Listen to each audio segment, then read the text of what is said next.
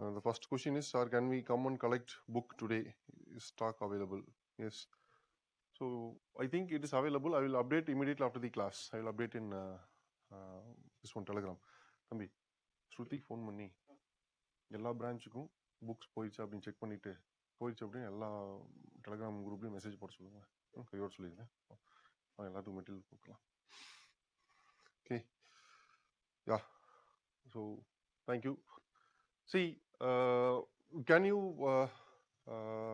inform me where exactly we stopped in the last class? Any idea? So regarding material availability, I will update you in Telegram shortly. Okay, I will ask Shruti to update you. CTBT, yeah. Okay, 6 party talks. Korean peace talk till CTBT. Okay, so Korean crisis conclusion. Okay, did we discuss about Iranian nuclear crisis? Nuclear history over. Did we discuss about Iranian nuclear crisis? Any idea? No. Okay, okay, great. Okay, okay, pa. Thank you. Next question, next is CSAT batch. See, you the general doubts and all, please ask me at the end of the session. We will have discussion. First, we will complete this. Okay. Yes.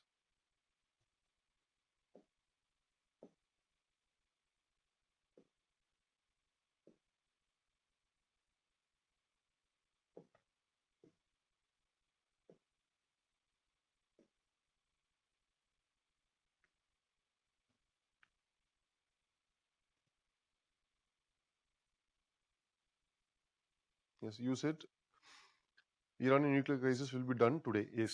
So we'll start with Iranian nuclear crisis. What is problem with Iran? Do they have nuclear weapon? Any idea? Did they develop nuclear weapon? No, not yet. Okay. Then why they are facing problem? See, if you have nuclear weapon, say for example North Korea, they developed a nuclear weapon, they are facing issue. But Iran, if they are not developed a nuclear weapon, then why they are facing problem? What is the issue? Any idea? They had developed secretly, unofficially, try to develop civil nuclear can be transferred for weapon making, supplied by China, tried to develop, economic sanction by US. Okay, first they signed NPT, now they are developing.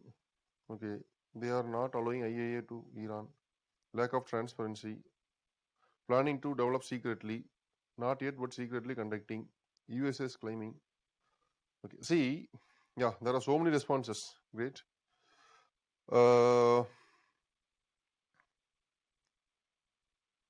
Okay, again there was a brief history.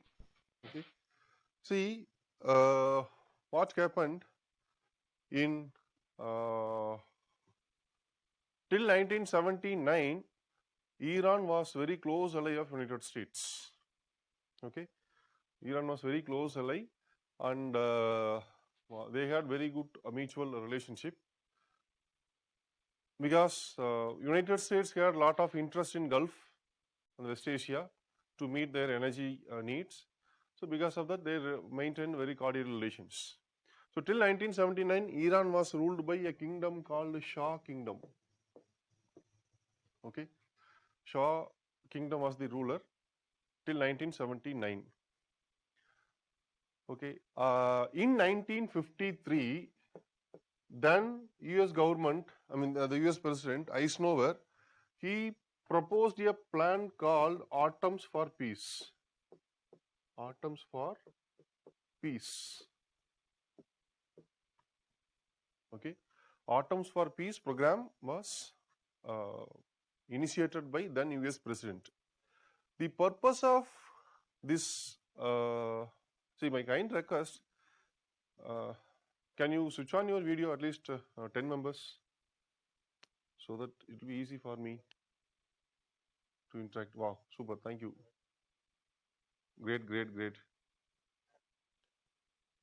Thank you. Please. So only 4 came as of now. Okay. See. Wow, super. Thank you so much for your response. Okay. See, Atoms for Peace program, this was initiated in 1953. The purpose of this program was providing some basic nuclear technologies to some like-minded countries, that is those who have good relationship with the United States. Okay. So Iran was one among the country who received basic nuclear technologies, but only for peaceful purpose, not for weapon making. Okay, only for peaceful purpose. So which was done in 1953. So initially, United States only provided some basic nuclear technologies. With that, continuously, Iran developed some nuclear facilities, okay, enrichment facility and other testing facilities, but only for peaceful purpose. Only for peaceful purpose. See, till 1979, no problem. Iran had very good relation.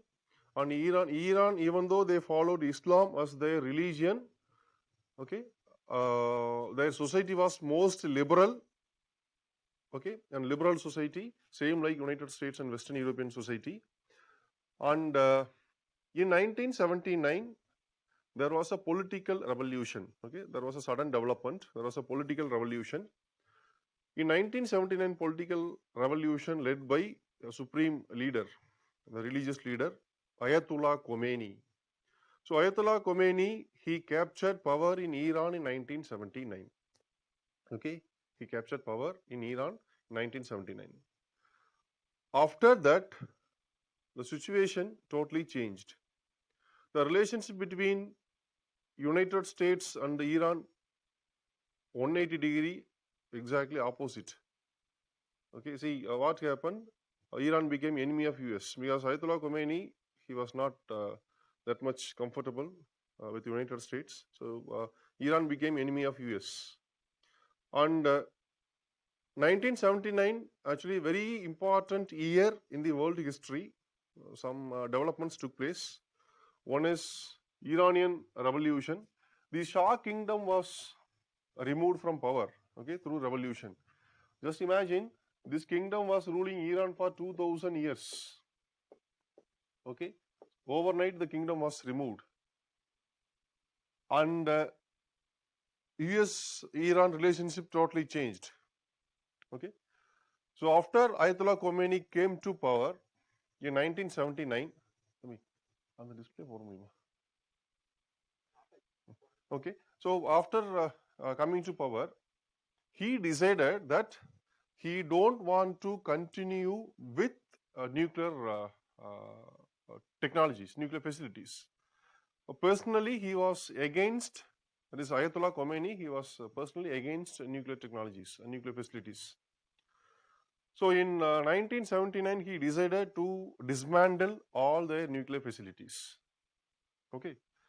So what happened in 1979, from 1979 onwards, slowly he dismantled all the nuclear weapons. Sorry, not weapons, nuclear facilities. And in 1979, there was another development, that is in Iraq, Saddam Hussein became president.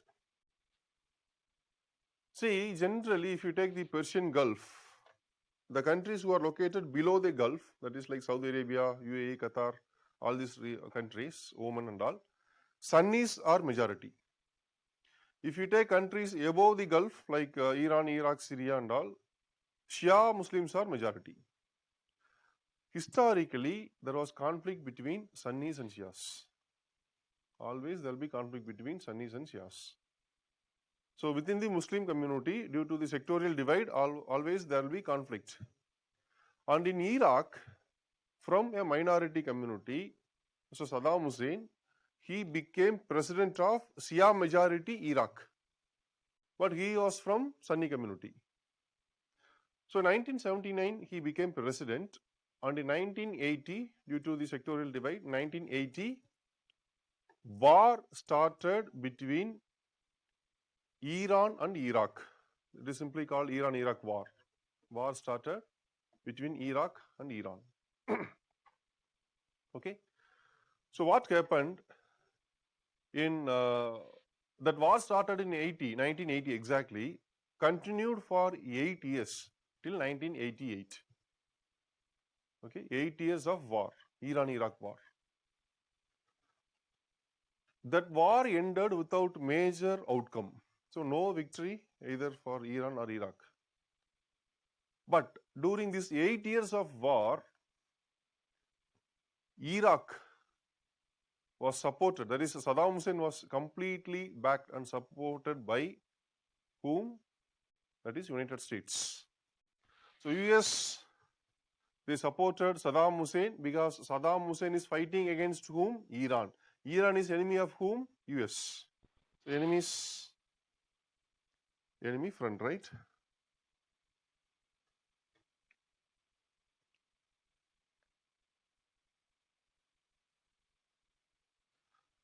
Okay.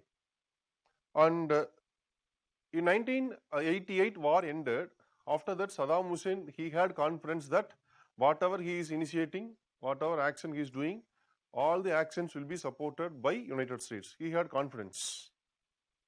But after this war, the Iranian ruler, Ayatollah Khomeini, he decided that, he realized, after the war, he realized that actually we did a mistake.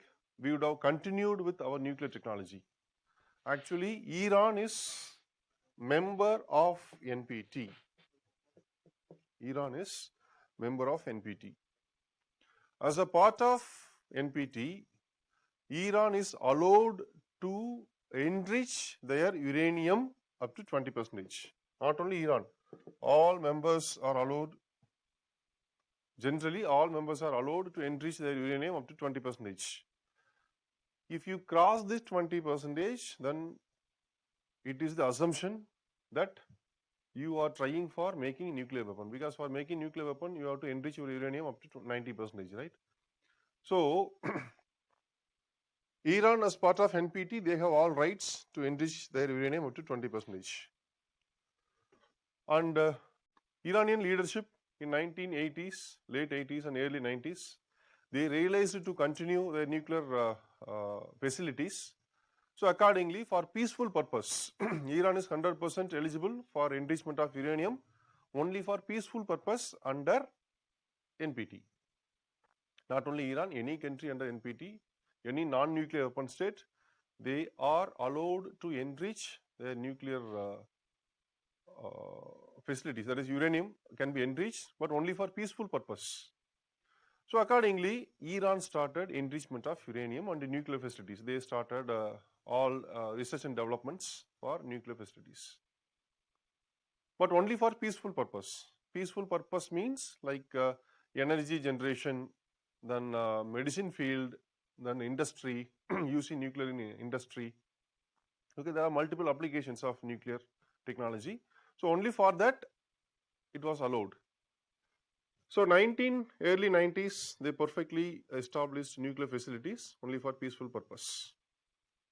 But actually what happened after the revolution in Iran, the group of people who enjoyed most liberal lifestyle, okay, they demanded same kind of liberal lifestyle, but the new Iranian leadership, they managed their country with religious laws, okay, Islamic laws. So in the place of all civil laws, liberal laws, they placed mostly religious laws. So it was opposed by a group of people who enjoy liberal lifestyle, and they were protesting against Iranian government, and they were deported to outside Iran. So they were removed from Iran. Okay, so they were deported, and these people, a group of people who were deported by Iranian government, they established a council in Europe. Okay, some Iranian National Council or something. Some the descendant people, they established council in Iran. And in 2002, okay, the same council, the council is composed of Iranians, the same council, they published a report in international media saying Iranian government is clandestinely or secretly they are trying to develop nuclear weapon. Okay, a report was published in international media. Okay, so the report was supported and published by the Iranian National Council, which was formed by a group of people who were deported by Iranian government. They were against Iranian government. So they published a report mentioning Iran government is trying to develop nuclear weapon secretly or clandestinely. So after this report, now who has responsibility to check this, whether this is true or not? Who has responsibility? Exactly, International Atomic Energy Agency, okay, under United Nations. Okay, International Atomic Energy Agency. Okay, see, the International Atomic Energy Agency, which is the international or global nuclear watchdog, okay, and in 2002, International Atomic Energy Agency requested Iranian government to open their nuclear facilities. For what? To conduct inspections. So in 2002, then Iranian President Badami, he opened his all nuclear facilities for conducting inspection. So accordingly, in 2002, inspections were conducted and officially International Atomic Energy Agency concluded that there is no evidences for saying Iran is developing nuclear weapons secretly. There is no evidences for saying Iran is developing nuclear weapon clandestinely or secretly. So IAEA had opinion and openly they declared that there is no evidences. And with that, problem over. Then in 2003, okay, 2003 or 2005, I'm not sure about year, one rebellious person, okay, Mr. Muhammad Ahmadinejad, his name is, that is not much important, just for understanding I'm saying, Muhammad Ahmadinejad, okay, he became president of Iran. He was very strong leader, very adamant person, okay, and for Iran, generally there are two major prominent enemies. One is Saudi Arabia because of the sectoral divide, Shia-Sunni conflict. Saudi Arabia is enemy because they are Sunnis. And next one is Israel. Since its establishment in 1948, always there was conflict between Israel and all Arab countries because the existence of Israel itself was conceived as, it was viewed as major threat for all Arab countries. So in 1948 itself, there was a conflict between Israel and the Arab countries. Then after that, there were so many fights or wars between Israel and Arab countries, including Egypt and Lebanon and all. See, in this context, always, particularly after 1979, always they are rivalries, like Iran and Israel, they are enemies, or regional level enemies, okay. So what happened, the Muhammad Ahmadinejad, whenever he is addressing in a global forum, international forum, he used to say that I am going to wipe out Israel from world map.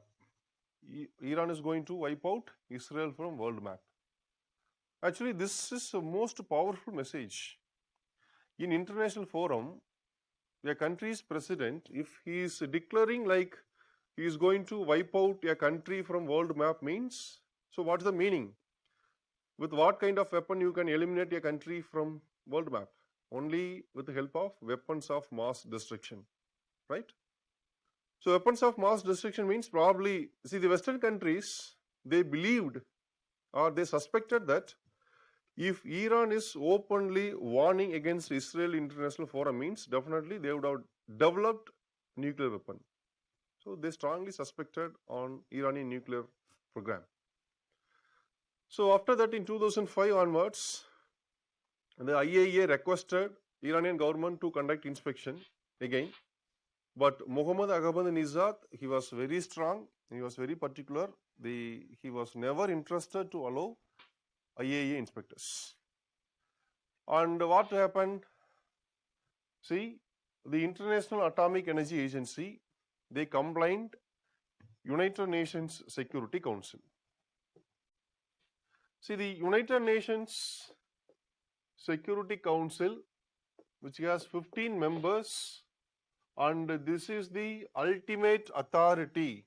Okay, UN Security Council has ultimate authority and it has ultimate responsibility to maintain world peace. If there is any threat for world peace, first who will respond means it is Security Council. Okay, so this International Atomic Energy Agency, they complained to Security Council, like they were saying, the Iran is not allowing for conducting inspections. So they reported to Security Council. Security Council warned Iran, like you have to open your nuclear facilities. But Iran refused. Even for Security Council demand, they refused. Then what happened? What was the response of Security Council? See, in the context of world peace, if Security Council is passing any resolution, okay, if Security Council is passing any resolution in order to maintain world peace, that resolution is 100% binding on all members of United Nations. Please always keep in your mind, in the context of world peace, okay, if any resolution is passed by Security Council to maintain world peace, it is 100% binding. Binding means we should accept. It is compulsory. So when Security Council is asking to open the nuclear facility, Iran should open that. But Iran refused. Even for UNSC request, Iran refused. Then what happened? In 2005 onwards, slowly United Nations Security Council, they started imposing sanctions on Iran, economic sanctions. First, they restricted movement of Iranian key people. Key people means, say for example, Iranian nuclear scientists cannot move out of Iran. Iranian defense people, they cannot move out of Iran. Okay, for any purpose, they cannot move out of Iran. So their movements were restricted. This is the first stage. Then, in the consecutive resolutions, Security Council imposed more sanctions on Iran. So what was the sanction? Like Iran should not export their oil, much of their oil, and Iran should not get any investments. And their economic relation with the rest of the world almost controlled, completely controlled. So because of that, okay, the Iranian economy started facing crisis. Okay, Iranian economy, actually there was a disastrous effect on Iranian economy because of these resolutions. At one point of time, their economy was totally collapsed, and in 2013, okay, 7 years back, a moderate leader came to power in Iran. A moderate leader came to power in Iran. He is the present president, Rouhani. Abdul Rouhani, he came to power in Iran. He is a moderate leader, not that much he don't have any issues with Western countries and all. And he was ready for establishing peace between Iran and Western countries, particularly between Iran and P5 countries, permanent members of Security Council. So in 2013, he was ready for negotiations.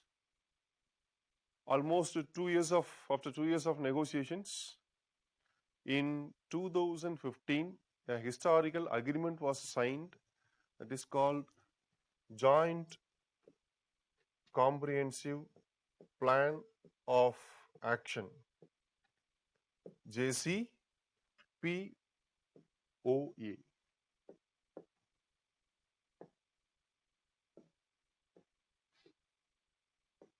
JCPOA,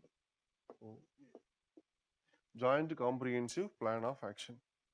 This was signed between Iran one side, another side P5 plus Germany. Germany also participated in the negotiation, okay, along with all other European nations like France and Britain. Okay, so this agreement was signed in 2015. Very, very important agreement.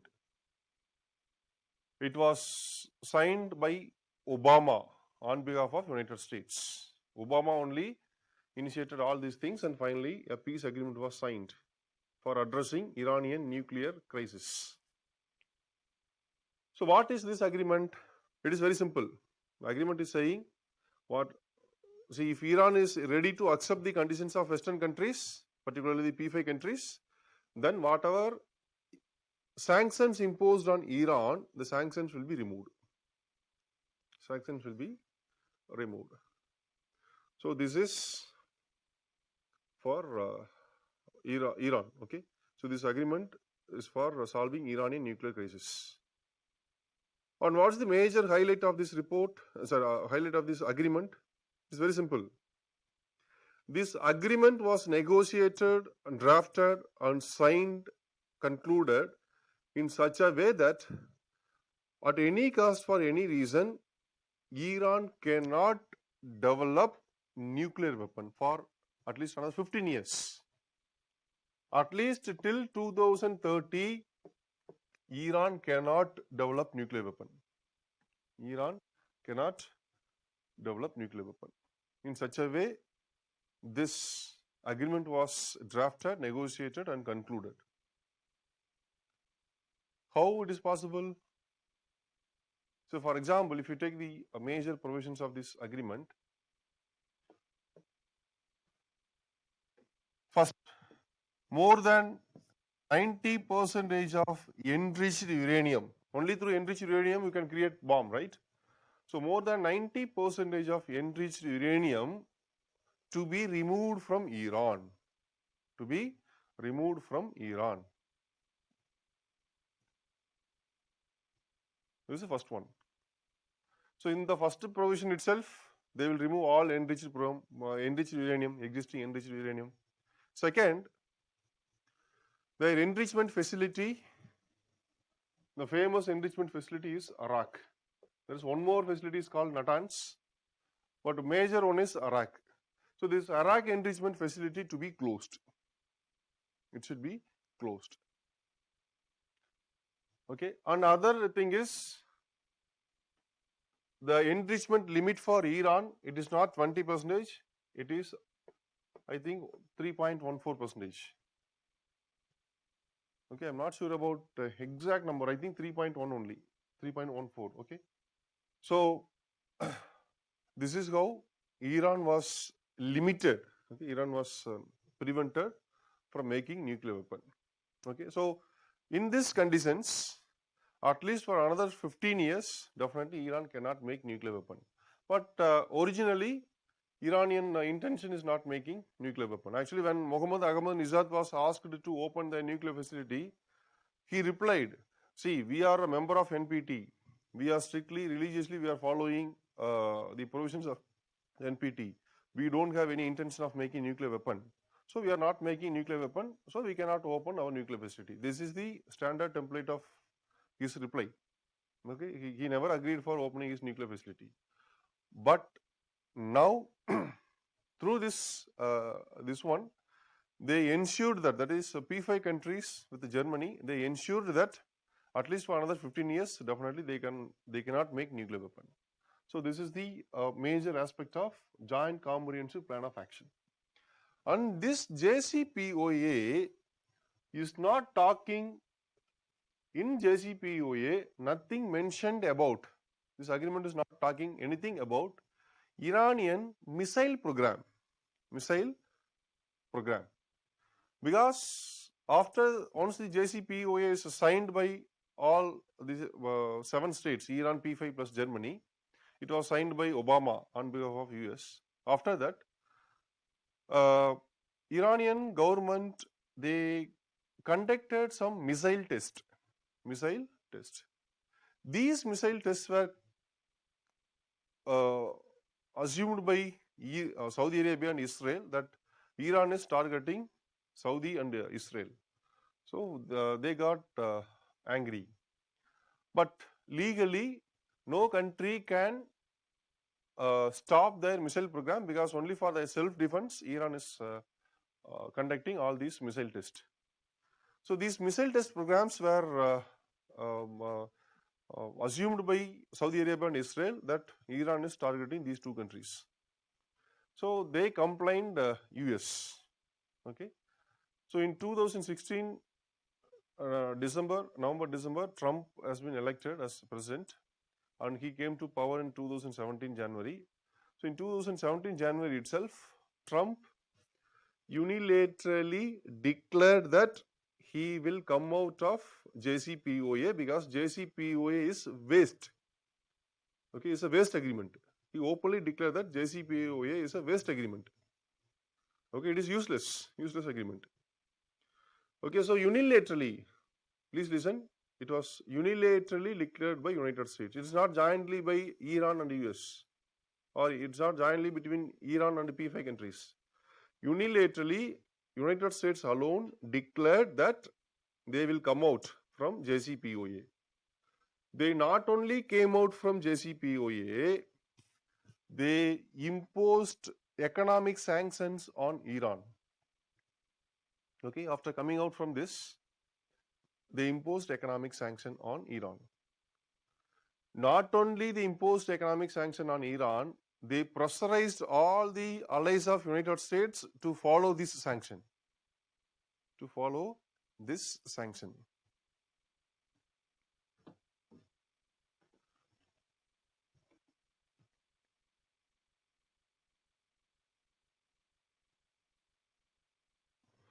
So, after this sanction, see, for example, when sanction was imposed on North Korea, there was no major impact for India, because we don't have much affairs with our relations with North Korea when international community imposed sanction. Whereas between India and Iran, we had a very good cultural as well as economic relations for so many centuries. Okay, and I think only with Iran, India had a special arrangement, like simply by paying Indian rupee, we can get oil. We can import oil directly from Iran.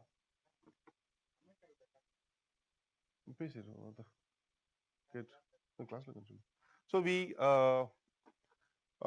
Iranian oil can be imported to India simply by paying Indian rupee. You no need to pay in international currencies. You no need to spend your foreign exchange. See, generally, most of the countries, okay, they will have certain quantity of money in the name of foreign exchange reserve. Okay, this foreign exchange reserve may be composed of some foreign currencies like US dollar, Japanese yen, sterling, pound, and this one, euro. Okay, so these are the internationally accepted currencies. Okay, so say for example, if you are importing oil from Venezuela, you cannot pay in Indian rupee. Instead of that, you have to make payment only through internationally accepted currencies. Okay, so same like this, we are importing all goods and services from other countries by paying in international currencies. But only from Iran, we imported oil by paying in Indian rupee. Okay, so it is actually biggest advantage for India, because you no need to deplete your foreign exchange reserve. Okay, see, because of this sanction, it affected India's energy security. Okay, we forced to close our import from Iran. Okay, because United States informed all its allied countries they should follow the sanctions of United States, otherwise US will impose sanction on India also. So that is the statement of Trump. Okay.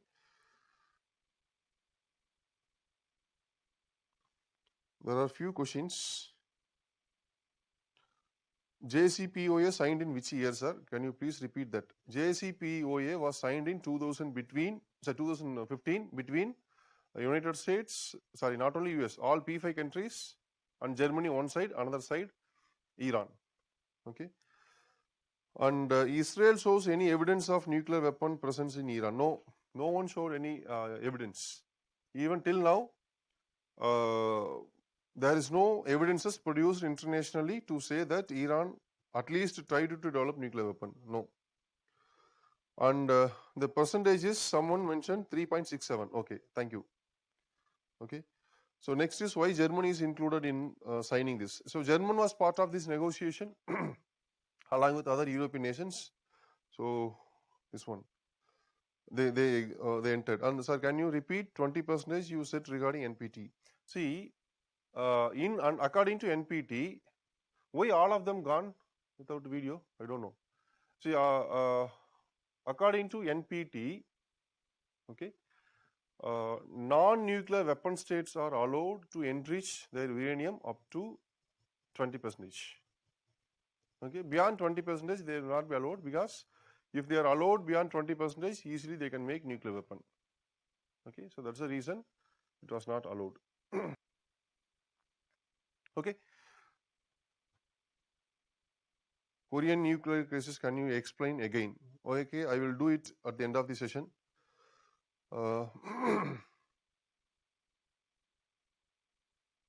Sir, even India took nuclear reactor for civil purpose, but we developed a nuclear weapon later. That did we face any problem? Yes, United States imposed sanction on India. Already I told you, no, in the year 1998.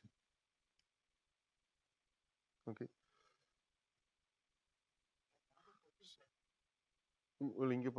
See, please send me question to my chat box. So please repeat the point on the effect of USA sanction on India. See, United States imposed a sanction on Iran, that is unilaterally. Okay, that is independently they imposed a sanction on Iran. What sanction? That is no country should have, that is allied, US allied countries, they should not have business with Iran mainly. They should not import oil and all. So India is one among the closely associated country of United States. So because of that, we forced to stop our oil import from Iran. So that led to a problem in India. Like for example, our petroleum prices are started increasing. Okay, and we forced to spend our foreign exchange reserve for importing oil needs. So this and all happened because of this. Otherwise, US want that if other countries, if their friends are not following the resolution or if they are not following the sanction, then US will import sanction on their own friends. Okay, US friends. So this was the situation. Because you cannot trust US. US is the most untrustworthy country in the world. So there is no permanent friend, there is no permanent enemy for US. Whenever they demand, they need, they will create a friendship. Whenever they don't want, simply they will destroy. Okay, so finally, this Iranian nuclear crisis was solved in 2015 by signing this. But after that, because of this Iranian missile program, United States simply they came out and they destroyed this agreement. And only United States came out, not other countries. Okay, other countries they are maintaining status quo and they are following the guidelines. Okay, actually US was saying like Iran should stop their their missile program, but Iran was replied, it is not at all mentioned anything about our missile program in JCPOA, and this our program, missile program, is not aimed at any country. Okay, we are doing only for our self-defense purpose. That's all. So this is the with respect to Iranian nuclear crisis. Okay, so very simple. And now Iran is facing problem even during the recent COVID-19 situation. Because of this sanction, they couldn't import life-saving drugs and life-saving equipments, medical equipments. So that led to controversy. Okay. So this is all about North Korean nuclear crisis and Iranian nuclear crisis. Any doubt regarding this? Shall we move next? Why India stood stand against Iran? Because US pressure. Okay, if UNSC passed resolution, is it binding on all countries world or only in that matter? Only the country who is related in that matter. See, it is binding on all, mainly on the country who are concerned, who are related to this issue, but it is binding on all. Sir, can we assume that countries must be suspected Iran to have secret facilities and weapons? As India also had nuclear facilities, but we turned it to dual use. So can we write this example? No, because India's case is completely different. India was isolated and India was discriminated. Because our immediate neighbor, they developed a nuclear weapon and we felt we are insecure. Okay. And what is India's stand on Iran nuclear crisis? Peaceful solution. That's all. Simple. So recently IAEA news, can you explain? Once in 2 days back. Sorry, I didn't notice that. I will check it. Section of US on sanction. Sanction of US on Iran is only economic. Yes, mainly economic. So can any party withdraw a treaty at any time like US and JCPOA? Yes, you can withdraw, no problem. You can come out, but your credibility will be lost. That's all. So India did not sign NPT. Yes, India is not a party to NPT because of its discriminatory nature. Did currency swap agreement with Iran and India is still present? I think it is still there. And sir, we could have set our situation and could have maintained relationship with Iran as like, see, actually what happened in 2006, I think 6 or 7, during that time, in United Nations a resolution was initiated. That is, the question is asked about, shall we explain our situation to Iran separately, because only because of US pressure we have stopped our import, oil import, and we are doing like this. So shall we explain this to Iran? Actually Iran will understand our situation, point number one. Second, when actually in a crucial vote in 2007, I think 7 or 8, during crucial time when there was a resolution introduced against Iran in United Nations Security Council, India voted for that resolution. Okay, that resolution gave some punishment for Iran, that is sanctions. Okay, India voted along with United States against Iran. India voted against Iran. Even during that time, Mohammad Ahmadinejad, what he told, like, India is our traditional ally. Okay, we maintained very cordial relations for so many centuries. So with a single incident, we don't want to judge India.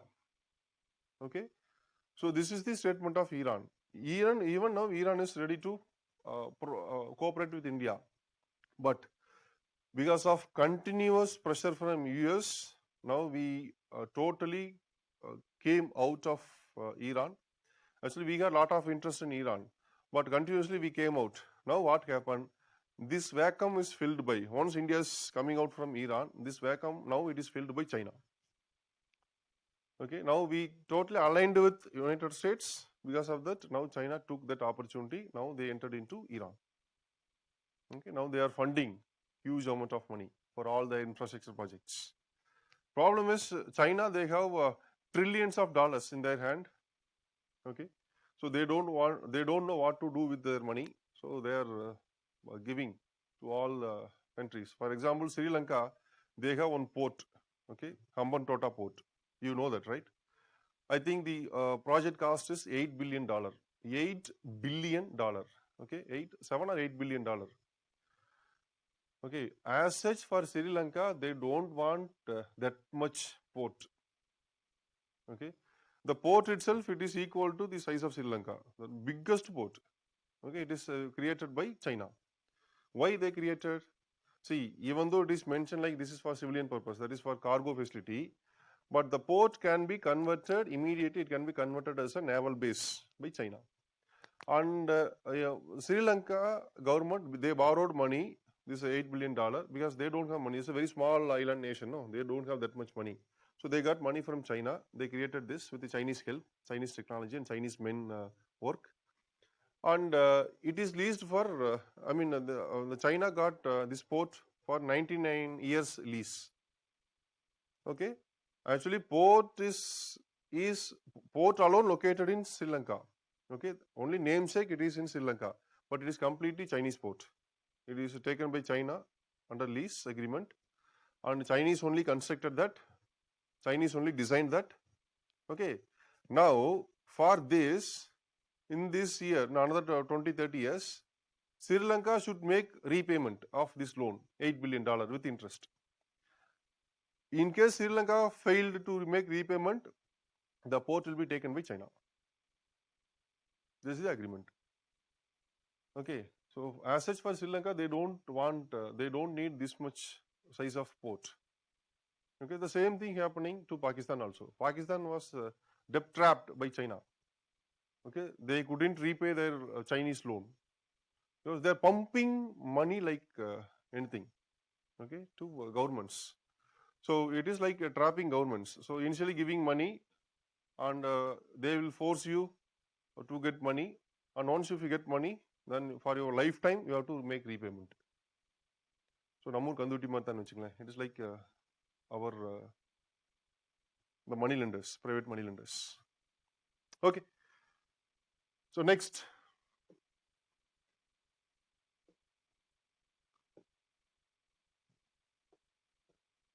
See, did we discuss about 123 agreement, civil nuclear agreement with the United States? Can you answer? No.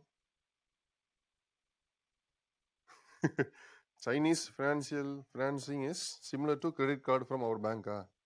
Yes, Valan, you are correct. Okay.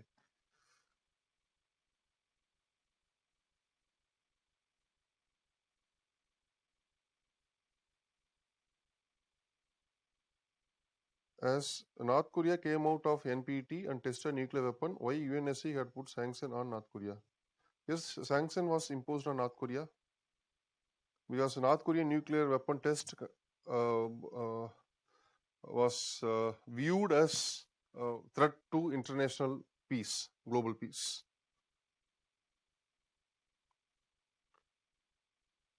Okay. So how can we get back the opportunities with Iran? See, it is very important.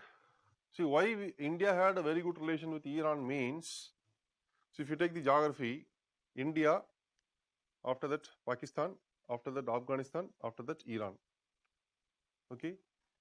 Only with the help of Iran, you can maintain peace in Afghanistan. Maintaining of peace in Afghanistan is very, very, very, very important for India because already we suffered a lot, almost for more than 1 decade. Because in, for example, 1999, Air India flight was hijacked by Taliban. Okay, we couldn't do anything. So problem is, always Pakistan is against India. Okay, and there are terrorist organizations operating in Pakistan. Okay, the next thing is, if in Afghanistan, if there is a Taliban rule, okay, instead of a civil administration elected by people, instead of that, if there is a Taliban rule, then they will join in hands with the Pakistanis. Okay, so both Pakistan and Afghanistan will operate against India. So it will be a double disaster for India. Okay, so to control Pakistan, you need a stronghold in Afghanistan. To have stronghold in Afghanistan, you need support of Iran. Okay, so this is the situation. So that's the reason we had maintained very good relations with Iran, but due to US pressure, we came out. So directly, generally, directly, US will put pressure on India openly. Even for example, when there was when the pandemic started, this some medicine, no, the hydrochloroquine medicine. So if the medicine is not given by India, then they will face consequence. That's an open statement of Trump. Actually, he is a very idiotic person. Okay, Trump. So in the entire US history, US never seen such a worst president. Okay, this is my personal opinion. Okay, really true. See, for example, he destroyed TPP, that is a Trans-Pacific Partnership Agreement. He destroyed this JCPOA. He came out from UNESCO. He came out from WHO. He came out from INF Treaty. He came out from Open Skies Treaty. Then he came out from UN Human Rights Council. Then he came out from the one more organization, I forget that name. So from so many international institutions, they came out. That is only during a Trump administration. Okay, so they are not at all in a cooperative mood. Okay, so all actually just to project Trump as the most powerful person in the world, he is doing all these things. But every time it is ended with the comedy. Okay, so he couldn't prove anything. Okay.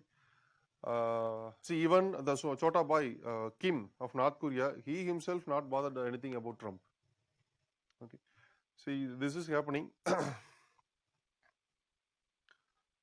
Why Taliban is against us? See, Taliban generally it is a fundamental fundamentalist group, terrorist organization, and they are against India because of the religious difference. So someone has joined with me. I too agree with your view regarding Trump. Okay. Next, WHO New Start Paris deal. Paris deal, exactly. Paris climate deal also, it was destroyed by US. So when did UN sanction on Iran end? See, once the JCPOA was signed, United Nations sanctions were removed. Okay. So next, see, one important thing I forgot to inform you about 123 agreement. See what's happened. Into 1998, we conducted second nuclear test, and in 2003, we announced to the international community, to the entire world, like we will not conduct any nuclear test in future. Okay, we announced our nuclear policy, nuclear doctrine, in which we mentioned no first use policy, then credible minimum deterrence, and self moratorium. Okay, so not only this, there is one more quality India has. That is, if you take the existing nuclear weapon states, all nuclear weapon states, except India, okay, invariably all other 8 countries, all other 8 nuclear weapon states, they have history of nuclear proliferation. Nuclear proliferation means providing nuclear technology, nuclear weapon technology to non-nuclear weapon state. Okay, invariably, all 8 countries, they have history of nuclear proliferation, including our Bengali, Pakistan, that is our neighbor Pakistan, North Korea, and all other countries, they have US, Israel, Britain, France, China, all are having history of nuclear proliferation. And right now, the P5 countries, the so-called nuclear weapon states under NPT, they are bounded by NPT. They are controlled by NPT. How? That is, NPT is saying, because all P5 are members of NPT, no? So NPT is saying only P5 countries, that is, all these 5 countries can be called as nuclear weapon states. Now the same NPT is saying nuclear weapon states should not provide nuclear weapon technology to a non-nuclear weapon state. That is called nuclear non-proliferation. So according to NPT, the P5 countries are bounded or controlled. Now, there are 4 nuclear weapon states outside NPT. One is North Korea, then Pakistan, Israel and India. Pakistan, after 1998, they have history of nuclear proliferation. Okay. And Israel also having nuclear proliferation history, North Korea also having. But immediately after 1974 or even after 1998, India never interested to provide our nuclear weapon technology to any country for any reason. We never tried. We never interested. Okay. And moreover, India is not at all controlled by NPT because India is not member of NPT. The NPT's conditions cannot control India. So, we took decision ourselves, like we maintained or we projected India as a responsible nuclear weapon state. India is the only country in the world can be categorized as most responsible nuclear weapon state. No country can claim this tag. India is the most responsible nuclear weapon state. No country can claim this. Why? Because we are not bounded by anything. At the same time, we never tried for providing nuclear weapon technology to anyone. So, because we are not controlled by anyone, no. So, if we think today, tomorrow we can give nuclear weapon technology to anyone. No one can stop us. But we are not doing because we are responsible nuclear weapon state.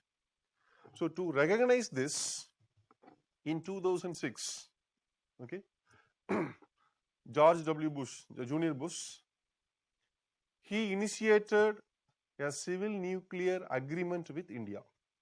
He initiated civil nuclear agreement with India. That agreement is called 123 agreement or also called Indo-US nuclear deal. Indo-US nuclear deal. 123 agreement or Indo-US nuclear deal. Why it is called 123 agreement?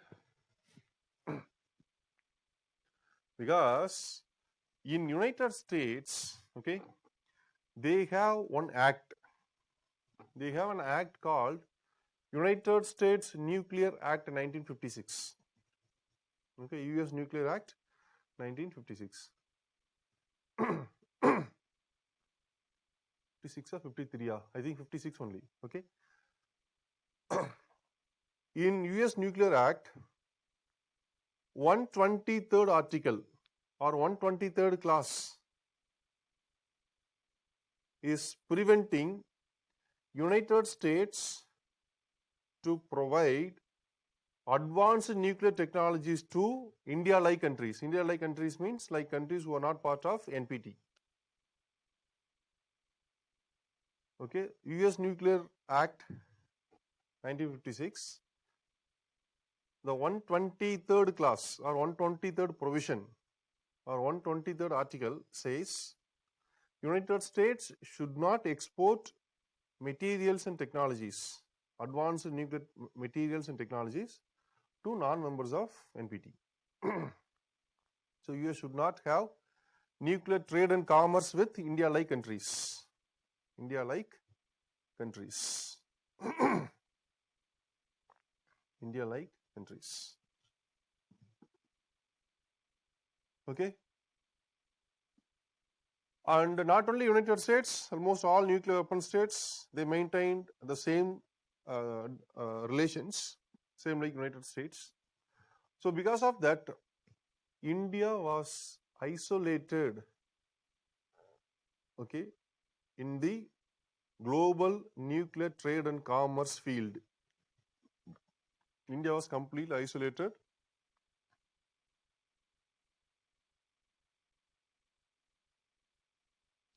One, two, three agreement is also called what?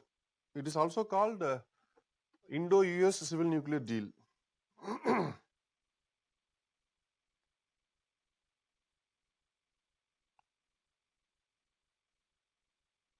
Why, Revati asked why US came out of JCPOA.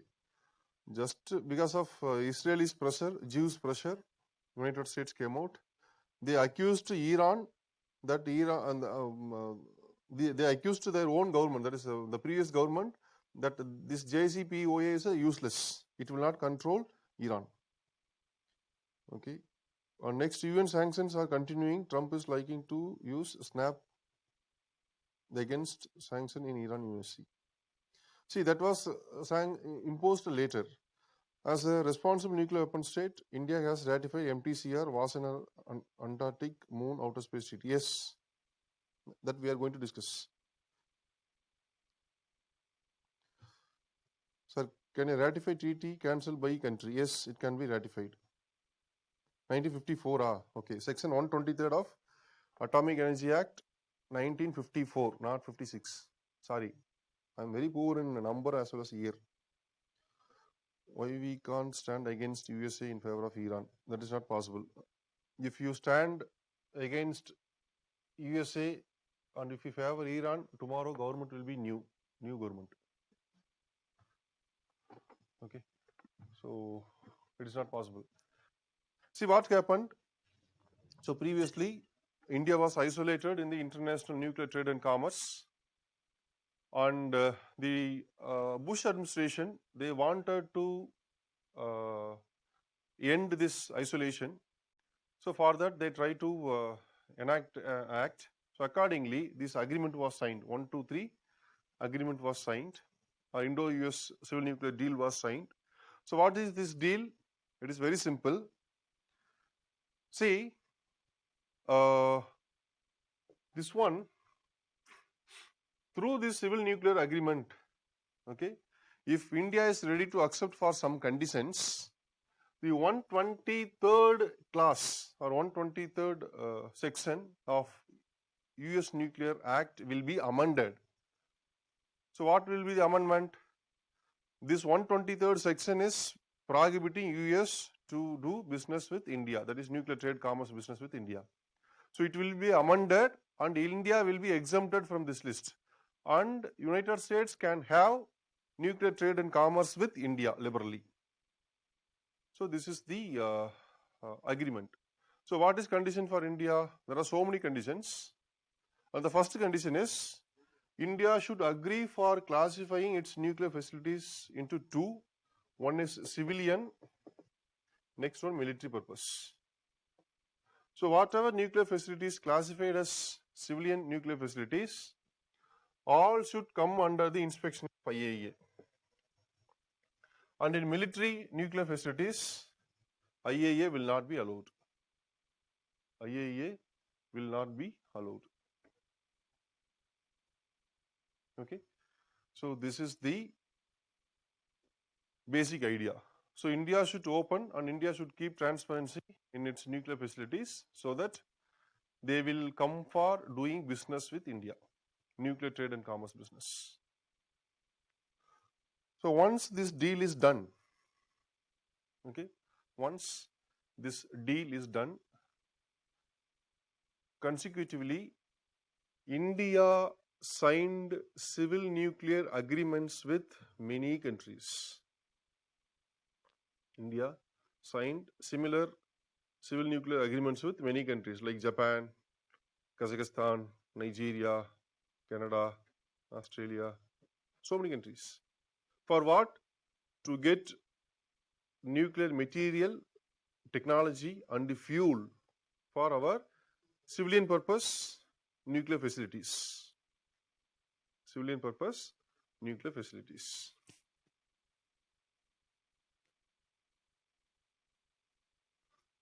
Okay, so after that, there were so many proposals for establishing nuclear reactors in India, new nuclear reactors in India. The interesting information is Australia is single largest exporter of uranium in the world, but they don't have single nuclear reactor. United States is trying to export so many nuclear reactors to India, but the same United States, they stopped establishing nuclear reactors 30 years before. No single reactor established in the past 30 years in US. France, they tried to export new family of nuclear reactors to India in the recent past, 5-6 years back. Okay, France is the only country in the world to generate more than 80% of their electricity from nuclear power plants. Okay, but now the situation is totally changed. Now they are dependent on renewable energy. And even though France had a lot of nuclear power reactors, now in the recent history again, even though France is exporting all kind of nuclear reactors to other countries, but France has not established any new nuclear reactor in the recent history. Germany openly declared that they are going to stop their nuclear reactors gradually. Britain also openly declared that they are going to stop all their nuclear reactors after 2030. Okay, so this is the case in developed countries, but in India we are going for many nuclear projects. Okay, the problem is why we are worried about nuclear reactors, because of Fukushima-like situation or Chernobyl-like situation. Okay, in 1986, in former Soviet Union, I think in the present day Ukraine, there was a nuclear disaster. Okay, that is called Chernobyl nuclear accident. Okay, so that nuclear accident led to huge damage to Chernobyl. And the next one is Fukushima. That is a recent one in 2011. I hope you can remember that. Okay, so in 2011 March, there was a tsunami. So first there was a intense earthquake, massive earthquake, followed by a massive tsunami. Okay, so that tsunami totally destroyed Fukushima nuclear reactor.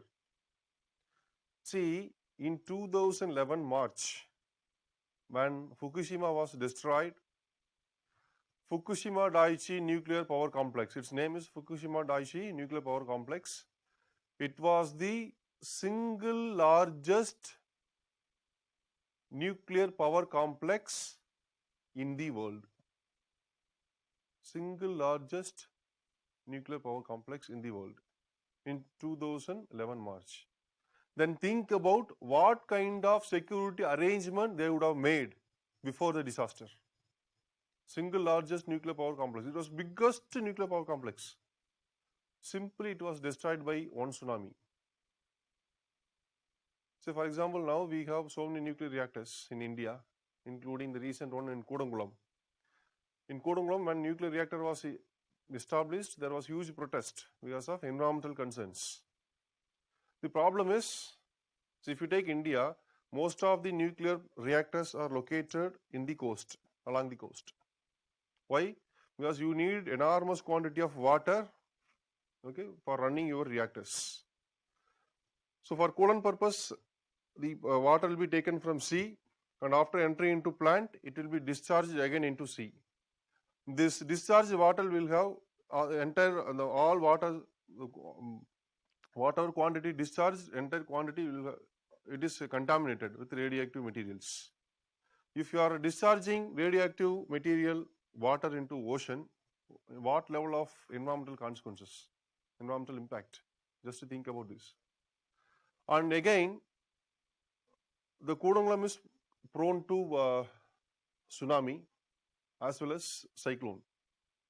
Okay, so in the context of climate change, now in the recent history, if you take the cyclones, now we are facing very intensive cyclones.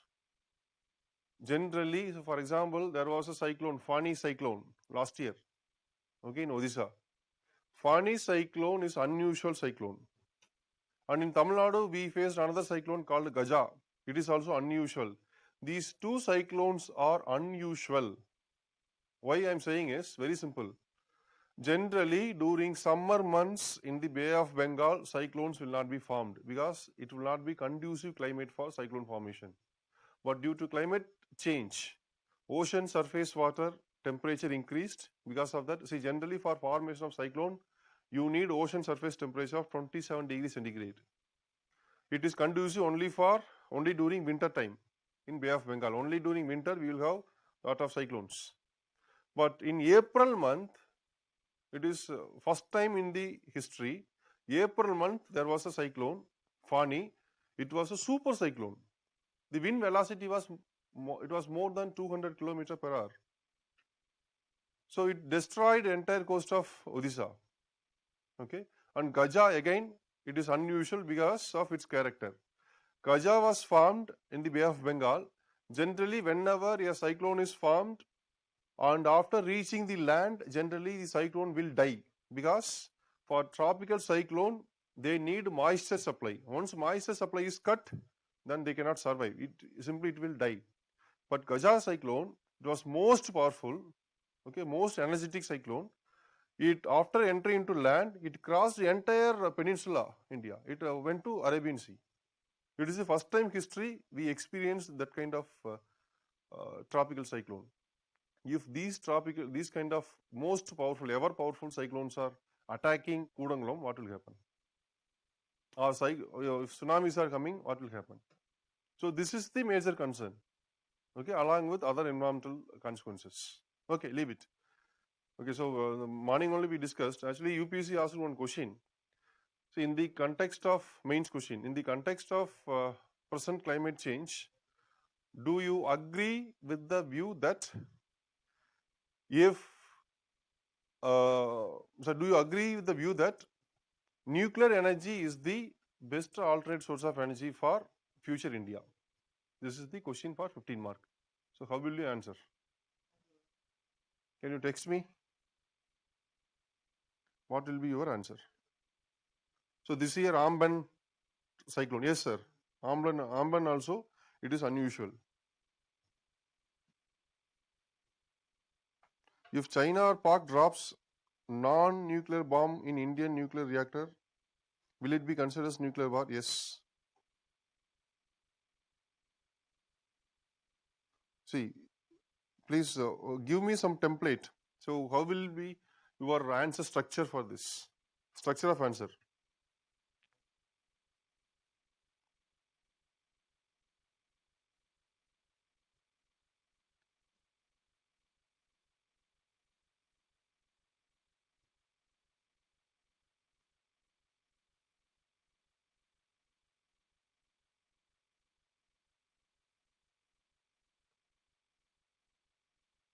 Sir, Abdul Kalam sir supported Kudangalam nuclear reactor. I don't know reason.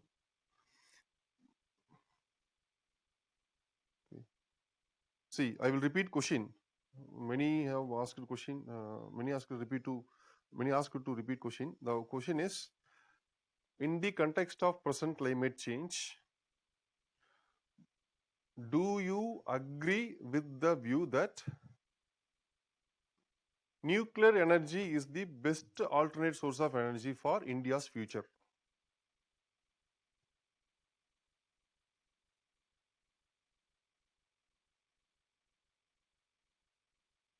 Both positive and negative side should be answered. Okay, Maurish.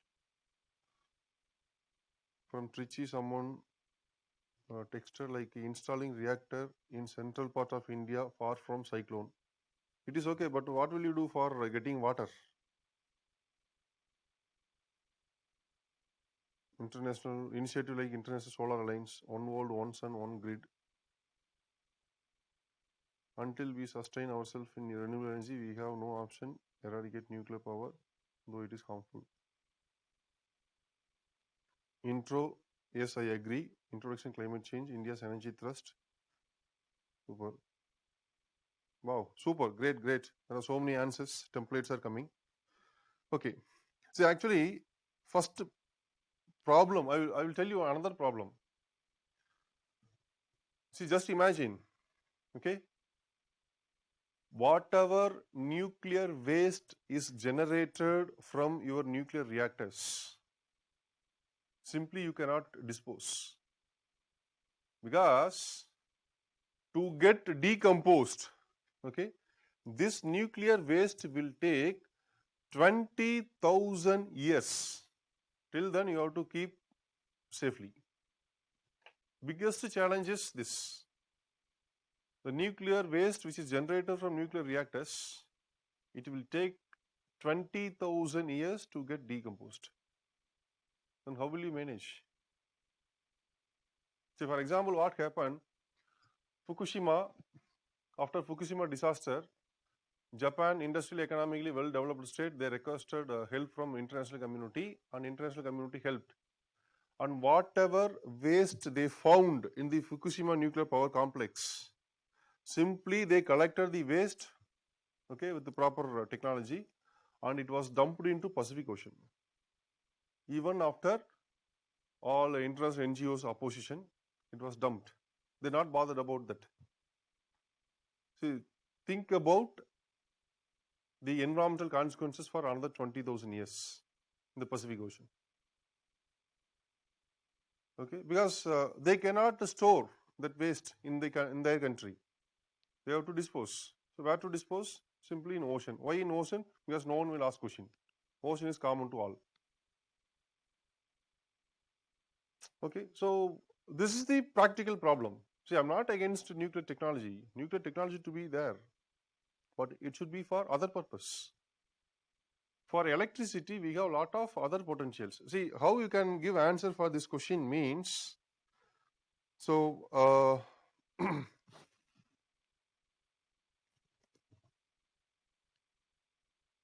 question is, in the context of present climate change, do you agree with the view that, okay, that nuclear is the future source of energy? Question is, do you agree with the view? So either you can agree with the view or you can disagree with the view. First, the answer structure. Briefly, I will explain answer structure. First, you introduce about this question, that is, the question is asked about climate change. First paragraph should be maximum 4-5 lines. It should be for climate change. You can say like burning of fossil fuel resulted in climate change, global warming, climate change. Now it is the immediate threat for survival of human society, like that. You can say something about climate change. Then immediately after that, you should take stand whether you are agreeing for the view or not agreeing. So if you are agreeing for the view, then you can say what are the problems of other renewable energies. If you are saying nuclear energy is the only possible source means in future, then you have to say what are the problems of other renewable energy sources. So for example, hydel energy, if you say hydel energy is problem means, you can say because in the recent past, in the recent history, there are so many interstate water disputes. So because of that, now we cannot construct dams for generating energy. Because if dam is constructed in one state, another state will oppose. And the next one is the hydropower projects are leading to environmental damage. So these 2 points you can say for hydel. Then if you take wind energy, we almost exhausted, we almost tapped whatever the technical potential, almost to 14,000 megawatt is potential in India. So we almost reached that. And solar energy, it is not that much cost effective, and it is very difficult to maintain also. Repair cost is very high. So because of that, we can go for solar energy. What are the positive side of solar energy? We have indigenous solar power program, and we have thorium, enormous quantity of thorium. So we can go for thorium based energy, nuclear reactors. And to some extent, nuclear is safe energy, the clean energy.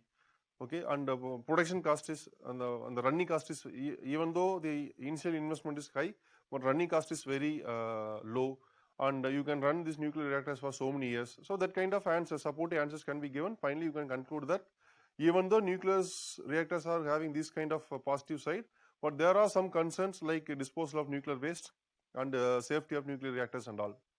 So it should be addressed. That kind of way forward conclusion. With that, you can conclude answer. That's all for three pages. So one introduction with climate change, the problems of other renewable resources, and positive side of nuclear energy. And while concluding, even though there are some positive sides, you have to mention like there are some nuclear energy negatives. And if you disagree with that, again, abdi ulta.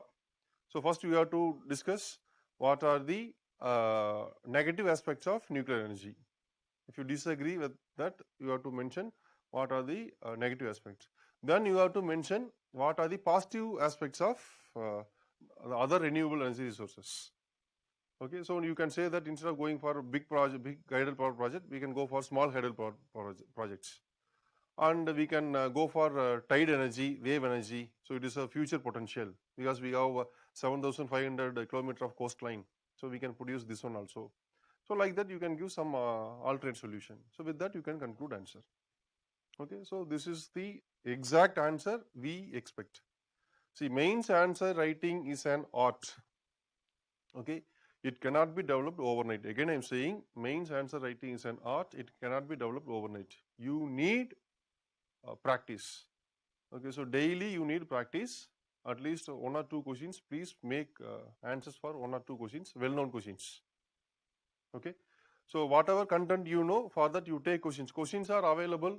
There are thousands of questions available online. Even every day in IAS Parliament as well as in our YouTube channel, we are posting mains question. You take mains question, you write it, and you correct yourself. How to correct yourself? I think I already told you, right? Nova. No, see, for example, today you write answer for one question, tomorrow 2 question, third day 3 question, fourth day 4 question, fifth day 5 questions. Continuously you write like this. And from 6th day to 20th day or 30th day, you write daily 5 questions answer. Okay, 30th day or 31st day, you write answer for 6 questions. On 31st day itself, you take your own first day answer. Religiously follow this, definitely you can improve your answer writing. Okay, so first day answer you take, you correct yourself, because in the past 1 month, first you will come to know in what way best answer can be given, first point. Second one, intellectually you will be more matured when compared to first answer. Okay, so because of that, you can correct your own answers. Okay, you write answer like this and you correct your own answer. Say for example, 32nd day you take second day of your answer. On 33rd day you take third day of your answer. Same like this, continuously you correct your own paper so that you will come to know what are the mistakes you committed. Then only you can realize what mistake you did. Okay, so by self preparation, by self answer writing practice, definitely you can improve your answer writing. Okay, and other important thing is, along with preliminary preparation, please do preparation for mains also. Please don't prepare separately. Okay, generally what will happen, I will tell you, I used to tell every batch, see what will happen. Now this year complete online, no. So if you have offline class, what will happen? They will come for class. Daily 5 hours, 7.5 hours they will spend in classroom, and they will go to home or hostel. They will read newspaper, or sometimes they will read some NCERT books. That's all. They will not read anything. Almost 4-5 months they will spend like this. All of a sudden, while going for Diwali holidays in train, they will realize that 4 months wasted. Okay, so 4 மாசம் நாசமா போச்சு அப்படின்னு சொல்லிட்டு we will feel like we will go for your home.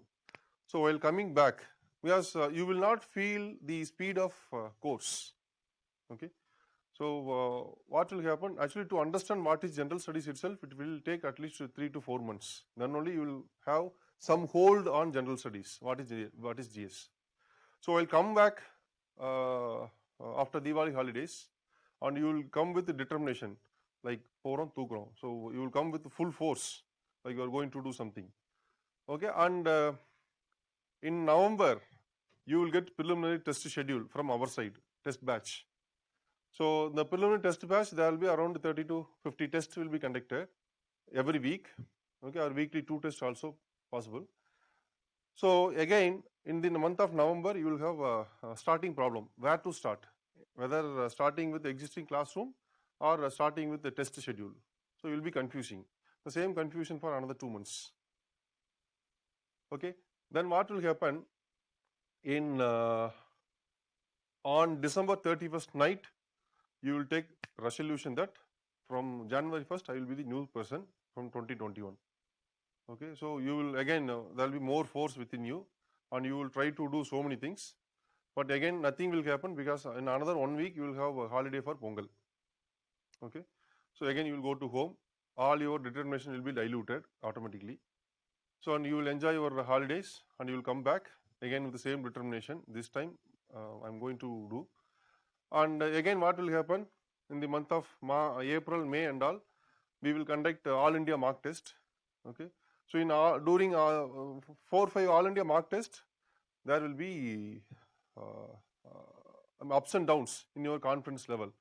In one mock test, if you get very good score, you will have feel that yes, this time I'm going to clear the prelims. And in another test, if you get out of 100, if you 200, if you get 60 or 50 marks, then you will think that you are going to sacrifice this attempt. Okay, so your confidence level will be fluctuating. So on preliminary examination day, your friend, he prepared from the beginning very well, and he will take exam perfectly, and you will be confusing. So there will be lot of disturbances in examination hall that I will tell you later how to approach preliminary examination. So suppose if your examination hall is located in marketplace and all, you cannot concentrate on question paper. So there will be lot of disturbances. Even your own invigilator will disturb you like anything. So he will be irritating fellow. So he will talk over phone inside classroom. So he will not allow you to think. So he will create all kind of nonsense. And what will happen? Somehow you will manage and you will answer your preliminary GS paper. Morning 9:30 to 11:30 will be timing for general studies. Okay, afternoon 2 to 4 will be CSAT. So what will happen in examination hall? After seeing question paper, see there will be lot of anxiety. Okay, so out of 100 questions, please always keep in your mind, out of 100 questions, maximum 25 to 30 questions will be well-known questions. Well-known question means directly after reading question, directly you can pick answer, correct answer. But you have to answer, to clear prelims, you have to answer for 80 to 85 questions. It means for remaining 50 questions, you have to put guesswork. Guesswork means like eliminating all wrong options by logic and finally coming to correct one.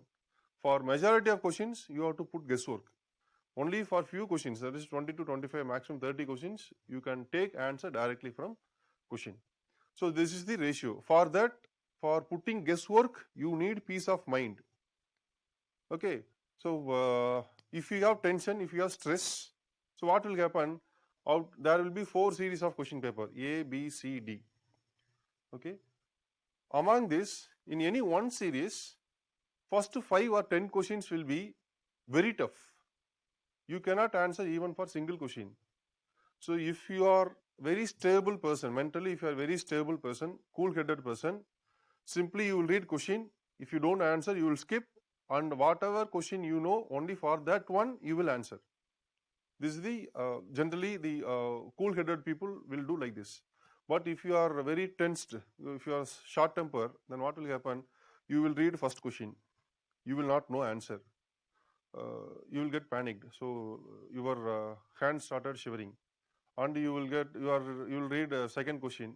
You will not know answer. Then sweating will start.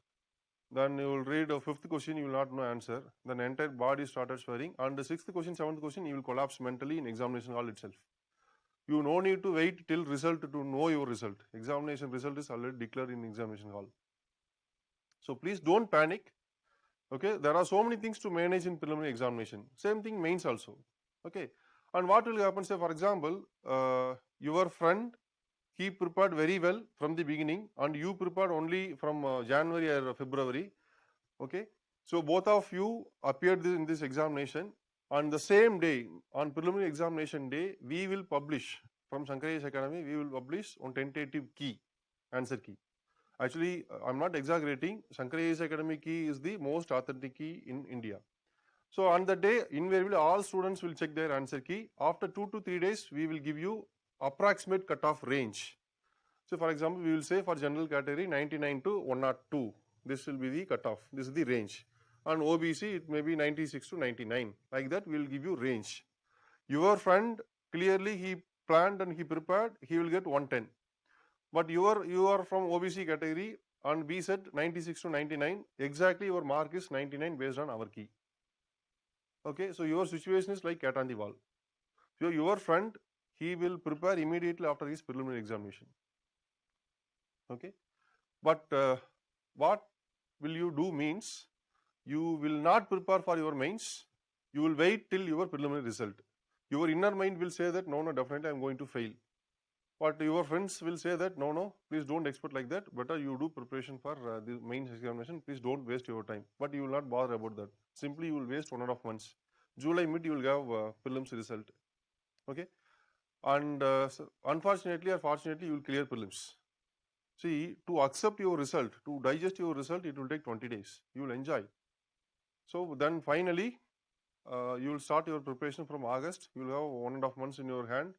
You cannot do anything, and only for namesake you will complete syllabus, and you will go for mains. Your friend, he perfectly completed all the syllabus, and both of you will take main examination.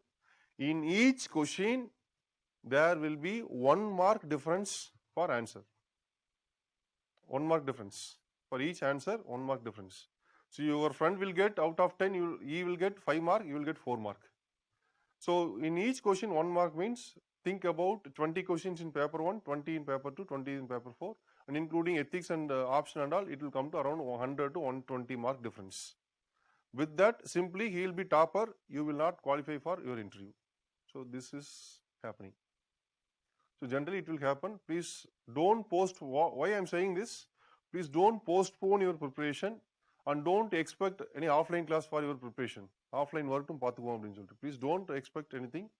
Please start your preparation from itself. Okay. Now, sorry, completely we deviated from topic. Next is, already we discussed about NPT. International Atomic Energy Agency. Okay, there are 71 members in International Atomic Energy Agency, which was established in 1957. 1957.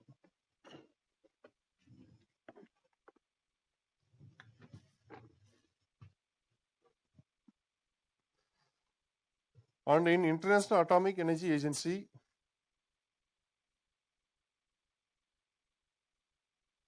there are 3 organs. One is Board of Governors.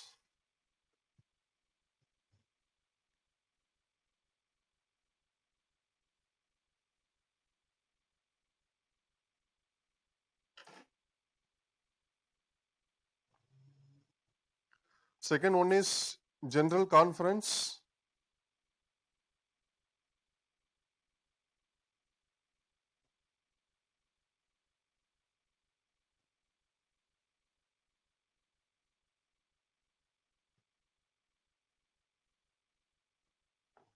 Okay. Next, third one is Secretariat. So someone texted like, sir, even air service is safe from accident, we afraid to fly and choose to roadways. But in actual roadways has lot of accident. Like that, nuclear looks fear but safe when compared to other source. Super.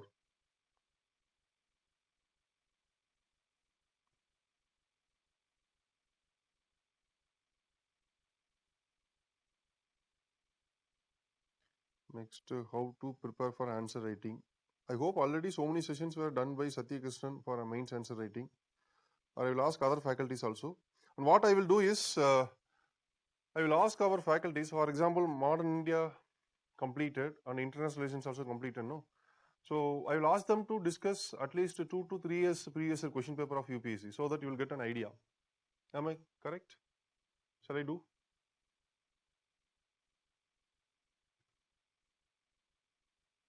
Okay. There are so many messages coming. Sir, we want break for 5 minutes. See, break, only during break we discussed question discussion, no? That is only break. Okay. So no exclusive break. Answer writing practice should be from current affairs from GS. Yes, for answer writing, you have to take current affairs from GS. Okay. TP Srinivasan sir was former Indian governor at IAEA. Yes, exactly. He was the Indian governor in IAEA. So he probably next week he will deliver one lecture. I requested him. Does our agreeing or disagreeing make difference in mark? No. See, it is not necessary that always you have to support the view of government. If you have strong, logically acceptable, valid points to oppose government's view, you can put. Not at all an issue. Okay. So, okay, I will do the mains answer writing. Okay. Next one is, there are three organs. One is Board of Governor, second one is General Conference, third one is Secretariat. In Board of Governors, there will be 35 members. Generally, 1 minute, one very important call I will address.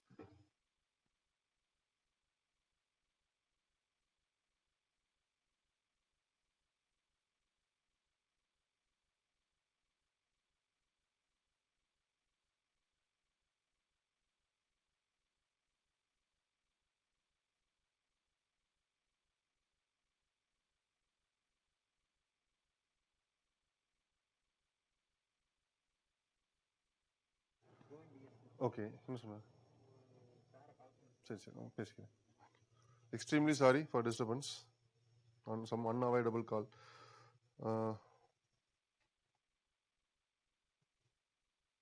So many faculties say that opposing government policies always give bad impression. See, I'm not saying compulsorily you should oppose. Again, I'm saying if you have strong, valid, logically acceptable point, you can put. But your language should be polite. Okay, while expressing your concern, your language should be polite, and you should not express.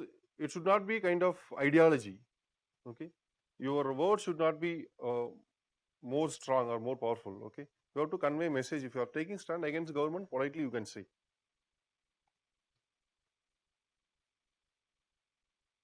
So how France is managing its nuclear waste? Technically, I really don't know how they are managing, but still, till now, somehow they are managing. So I think they are keeping somewhere else. So can you please start from the first of IAEA? So International Atomic Energy Agency was established in 1957 to monitor or to conduct inspections in nuclear facilities, in which there are 171 members, and there are 3 organs inside International Atomic Energy Agency.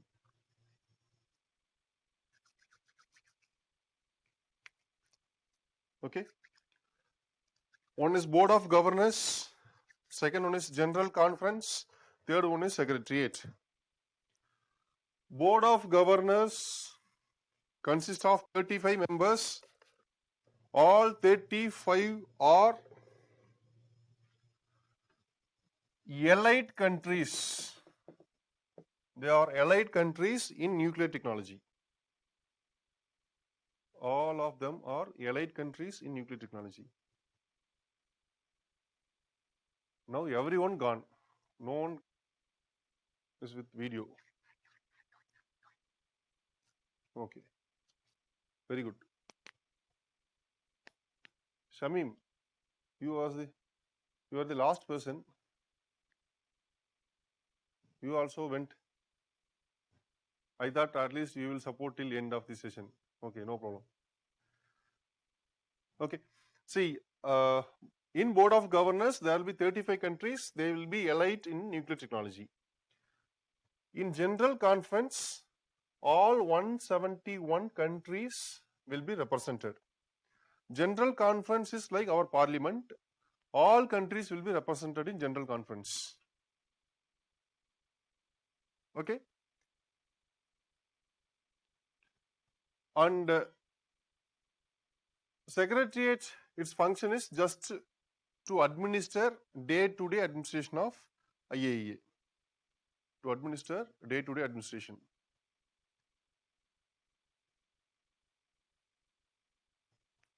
Okay.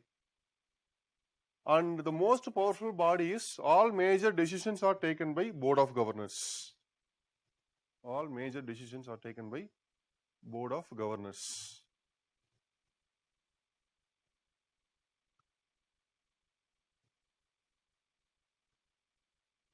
This International Atomic Energy Agency, to ensure nuclear safety and security, they have created international mechanism. They have created international mechanism that is called Comprehensive Safeguard Agreement. Comprehensive Safeguard Agreement. Next one is Additional Protocol. Comprehensive Safeguard Agreement and Additional Protocol. Comprehensive Safeguard Agreement and Additional Protocol.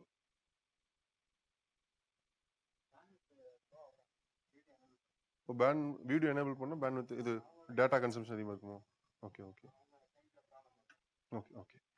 So comprehensive safeguard agreement is for ensuring nuclear safety and security. That is, through the CSA, the IAEA will ensure that they can conduct inspections and they will ensure that no one is developing nuclear weapon.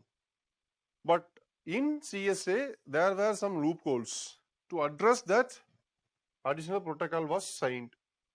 And India is party to both CSA as well as additional protocol. Additional protocol. So regarding additional protocol, UPSC asked a question 5 years back, 2014 or 15, they asked a question. Okay. Additional protocol. Only in 2014, India signed this additional protocol for conducting inspections and all.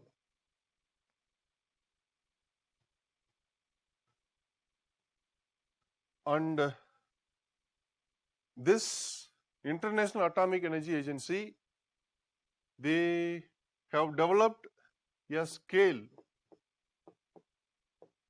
Okay, they developed a scale in 1991 to measure nuclear accidents.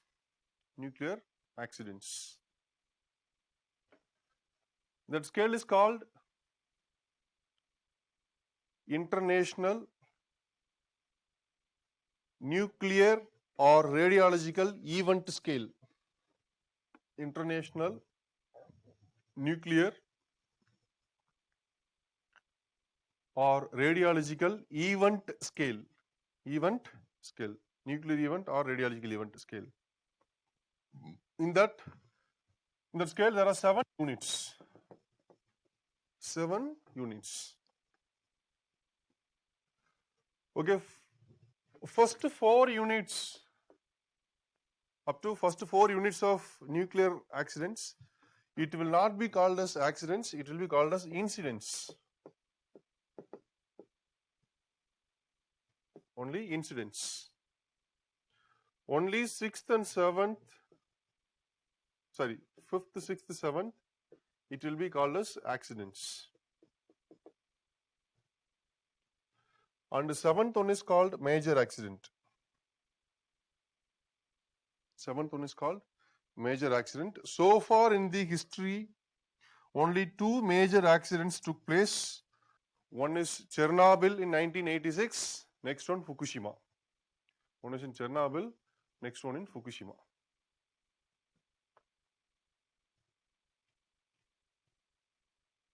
Chernobyl and Fukushima. See what happened? There is a relations between United Nations General Assembly and United Nations Security Council. So during normal circumstances, IAEA will report to General Assembly. During normal circumstances, IAEA will report to General Assembly. During abnormal situation or extraordinary situation, they will report to Security Council. Generally, IAEA is reporting to General Assembly only. Only during extraordinary situation, they will report to Security Council. How? See, periodically, they will submit their report to General Assembly about their activities. About their activities, periodically, they will submit the report, okay, to General Assembly. Like we have conducted nuclear inspection in all these nuclear facilities, and this is the status. Like that, they will update. But whenever a country is refusing for demands of IAEA to conduct inspection, it will be considered as extraordinary situation. Then it will be referred to Security Council. Security Council will take care of that issue. Okay, either they will again they will request the concerned country, or they will go for sanctions. Okay, so this is the relationship between General Assembly and Security Council.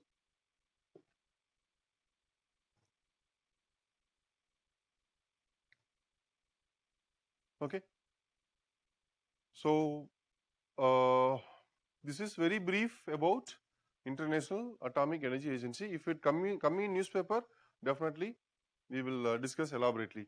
Next, NPT already we discussed. NSG also we discussed. Next is CTBT, Comprehensive Test Ban Treaty. Comprehensive Test Ban Treaty. Comprehensive Test Ban Treaty. It was signed in 1996.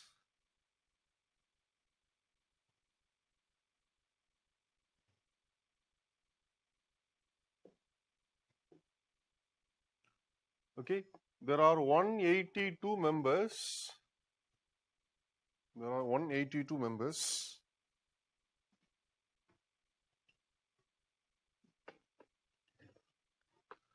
The purpose of this treaty is, the name itself says, comprehensively all tests should be banned. All nuclear tests should be banned. Okay, so that is to prevent all types of nuclear explosions, to prevent all types of nuclear explosions everywhere by everyone. This is the motto. This is the target, aim. Okay, to prevent all kind of nuclear explosions everywhere by everyone. What this treaty is saying, see, across the world, there are 44 countries, they have advanced nuclear technologies. Okay, then the CTBT is saying, across the world, there are 44 countries, they have well advanced nuclear technologies. So, all the 44 should ratify the CTBT, then only the CTBT can be implemented. Okay, so for example, out of 44, 40, okay, 2 countries have not ratified. Among these 2, one country all of a sudden they are conducting nuclear test. So there will not be any meaning for this treaty, because the treaty itself says Comprehensive Test Ban Treaty. It means it should be accepted by all nuclear advanced countries, all 44 nuclear advanced countries. It should be ratified by all nuclear advanced countries. Then only it is possible. Otherwise, it is not possible. Out of 44, as of now, 35 have ratified. Out of 45, 44, 35 have ratified. 9 countries not ratified. They have signed it, but not ratified. I hope you know meaning between signing and ratification, right?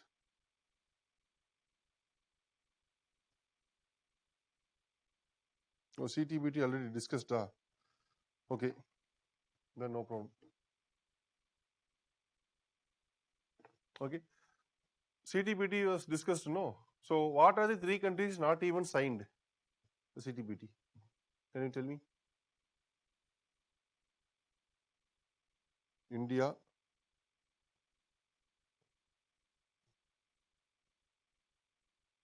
sorry, I think mistakenly informed. India, Pakistan, North Korea, not Israel.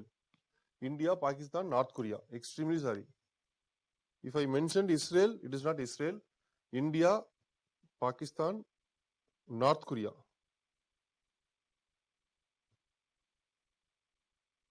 As of now, out of 44, 35 have ratified this agreement.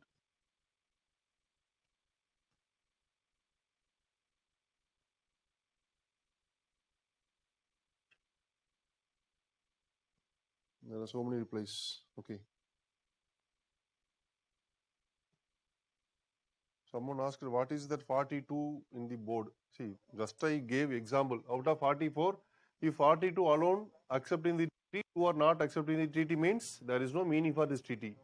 The treaty aimed at uh, uh, prevention of all type of nuclear weapon test comprehensively. Okay. Okay. Next, INF. INF discussed or not?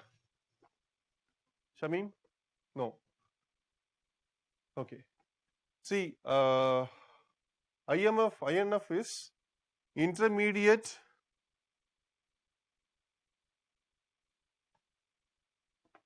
intermediate range nuclear force treaty.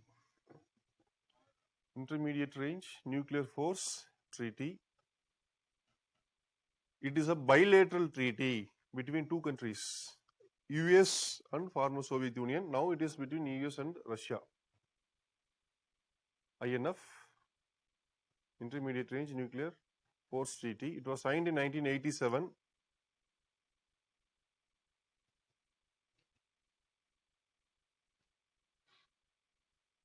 Why I am mentioning about this treaty means recently from this treaty, United States came out unilaterally. They have broken the treaty. Okay, US withdrew from this treaty.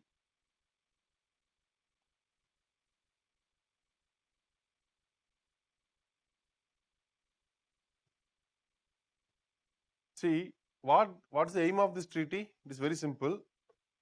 The treaty will prevent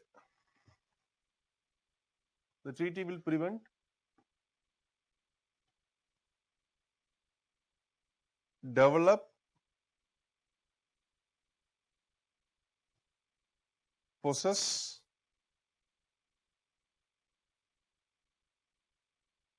and use of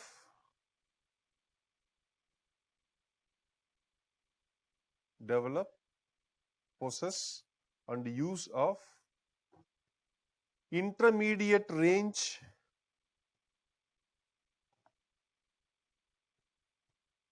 missiles, intermediate range land-based launching, intermediate range ballistic and cruise missile. It will prevent, develop, or produce, possess, and use of intermediate range land-based ballistic and cruise missile. This is the purpose. Okay. So what is the intermediate range? Range between 500 kilometer to 5,500 kilometer. Between 500 kilometer and 5,500 kilometer. That is called intermediate range. So less than 500 is called short range. More than 5,500 called long range. That is intercontinental ballistic missiles. Okay, more than 5,000. Okay. So this is called intermediate range. So these land-based cruise and ballistic missiles should not be developed or created, or should not be possessed, or should not be used between these two countries, US and former Soviet Union, now with Russia. An important thing is this treaty will prevent only land-based missile launch. It will not prevent sea-based missile launch or air-based missile launch. Sea-based missile launch or air-based missile launch will not be prevented by this treaty.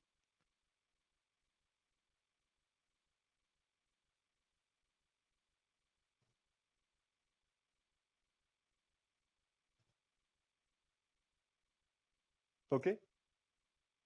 And other important point is these intermediate range missiles, both carrying nuclear warhead as well as conventional warheads, will be prevented. Nuclear warhead, conventional warhead. Conventional warhead means ordinary bomb. Next one is nuclear bomb. Both will be prevented by this.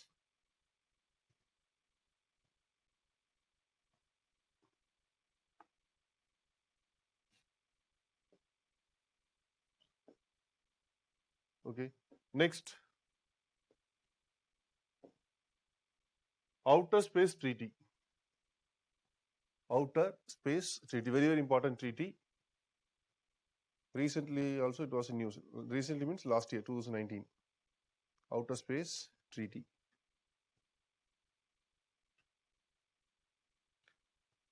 It was signed in 1967.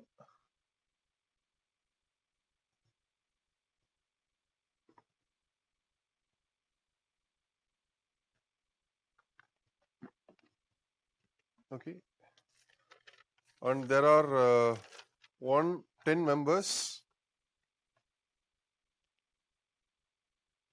including India.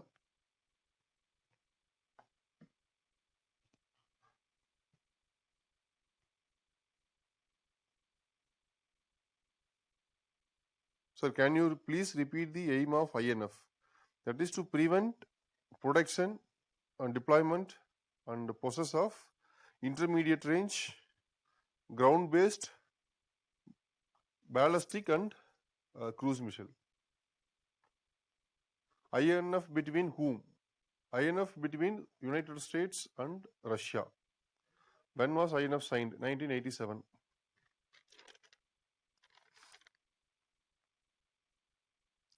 So India has recently launched a hypersonic demonstrator vehicle. Yes. Syed Akbaruddin penned an article, Outer Space Treaty, in Hindu. When? Syed Akbaruddin was as permanent representative to United Nations.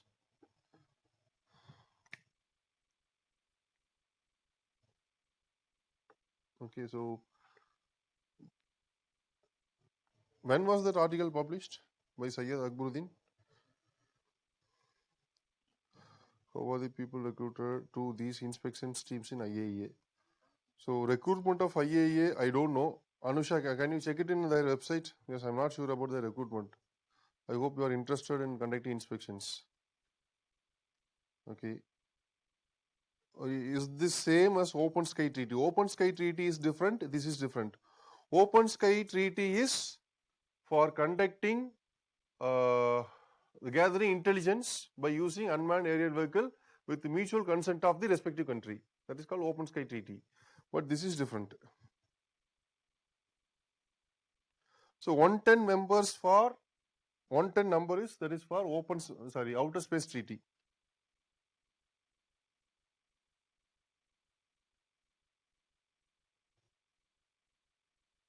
So last week, okay, I will check it.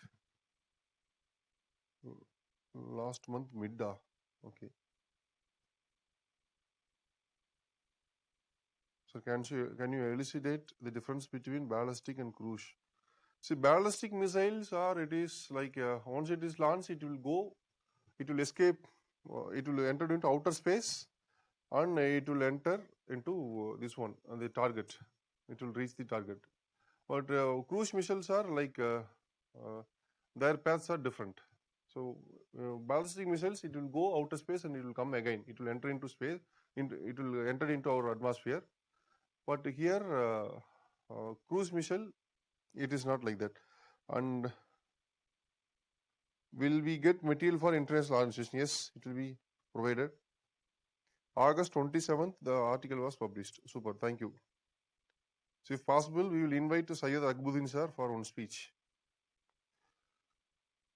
So, okay, next. So Outer Space Treaty, it was signed in 1967. Purpose of this treaty, there are three objectives. First one is the space should be accessible to all. Space should be accessible to all. That's the first one. Space should be accessible to all.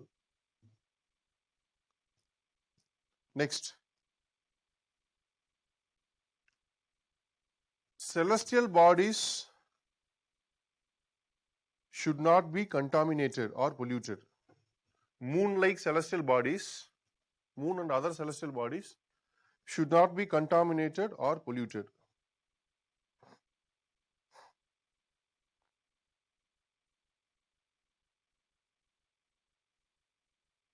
And the next is, all celestial bodies should be free from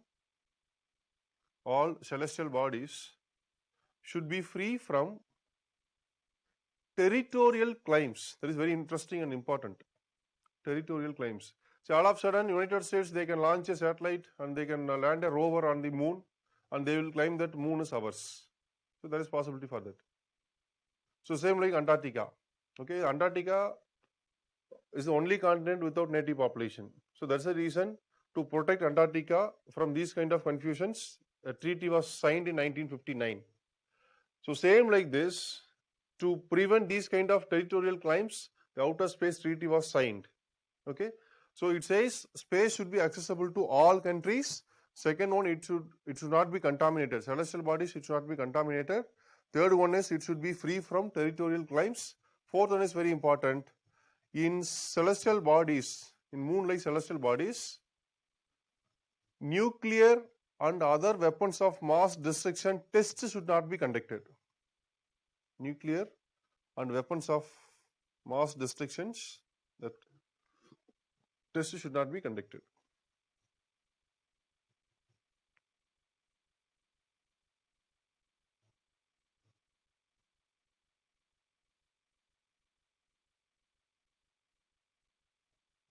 So these are the objectives. And there was a controversy. India demonstrated anti-satellite missile. Okay, so we targeted our own satellite, which was freely moving. So we targeted and we destroyed that satellite. So India is the fourth country in the world to have such a sophisticated technology after US, Russia and China. Okay, India has anti-satellite missile. Okay, India demonstrated. So 10 years before China demonstrated, immediately we started that project, and we have recently successfully completed that. Okay, so when we destroyed our own satellite, there was a confusion whether it will come under the purview of outer space treaty, because it says the weapons of mass destruction. No, it should not be tested. So the anti-satellite missile is not considered as a weapons of mass destruction. It is not a weapon of mass destruction. So it was exempted from this. Okay. See, when you read about Outer Space Treaty, definitely you should come across another important topic, that is called Bagoda Declaration. But it is not important for UPSC, but it was a major event, but very interesting event. Actually, what happened, you know that we generally, if you are launching any telecommunication satellite, it will be positioned in geostationary orbit. Geostationary orbit means exactly above equator, more than 30,000 kilometer height altitude, we will position our satellite. That is called geostationary, and always it will be facing to one place of Earth. So it will be rotate along with the speed of the Earth. So at the altitude of more than 30,000 kilometer. So this is called geostationary orbit. Am I correct? So actually in this context, what happened in 1976, the countries who are all located along the equator, like Colombia, then Brazil, then Zaire, Congo, then Indonesia, and so many countries, around 9-10 countries, whoever located along the equator, they, in the context of Outer Space Treaty is saying that space should be given to access to all. So what happened in this context? In 1976, 9 years later, they declared a declaration. What is the declaration? The 9 countries, they declared that the space which is located above these 9 countries, it is theirs. To indefinite distance, the space is theirs. So no one can come into this space. So that is called Bogota Declaration. It was interesting. But later, the international community responded, the world countries responded by saying that this Bogota Declaration is not valid under international law. Okay, so this was the thing. Okay, next is MTC, Missile Technology Control Regime, very important.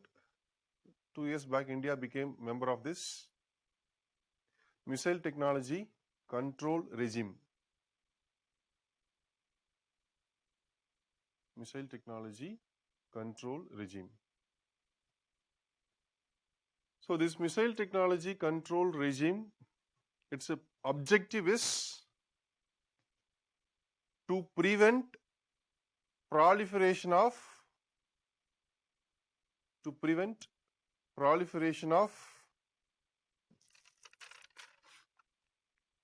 missile technologies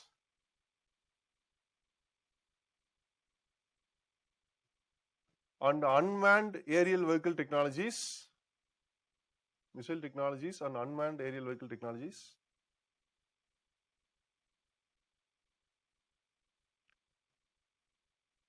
capable of carrying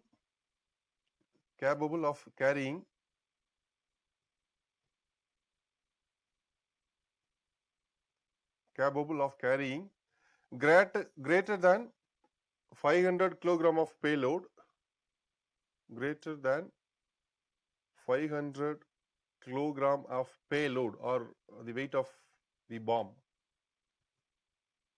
for more than 300 kilometers.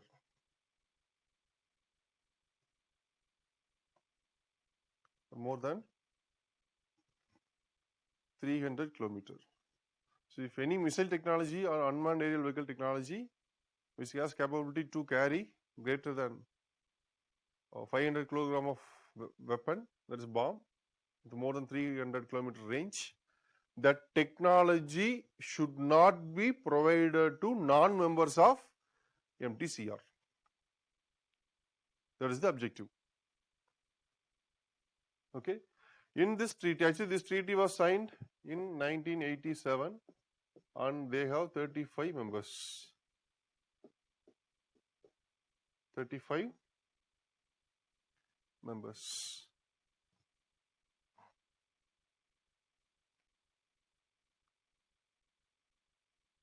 Okay. So in this, recently India became member.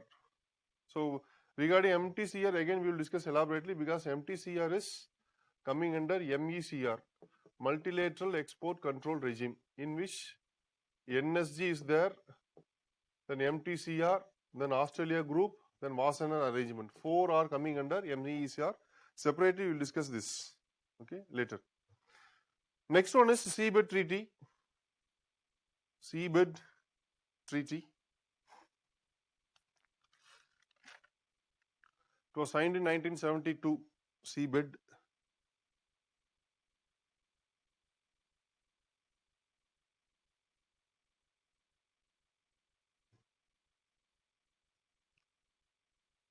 It was signed in 1972. The purpose of Seabed Treaty is, purpose of this treaty is for complete demilitarization,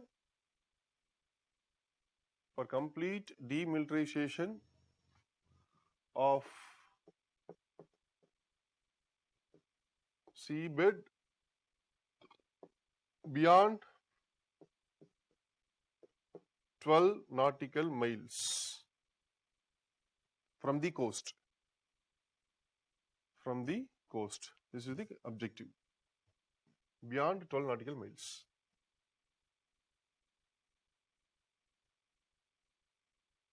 Okay.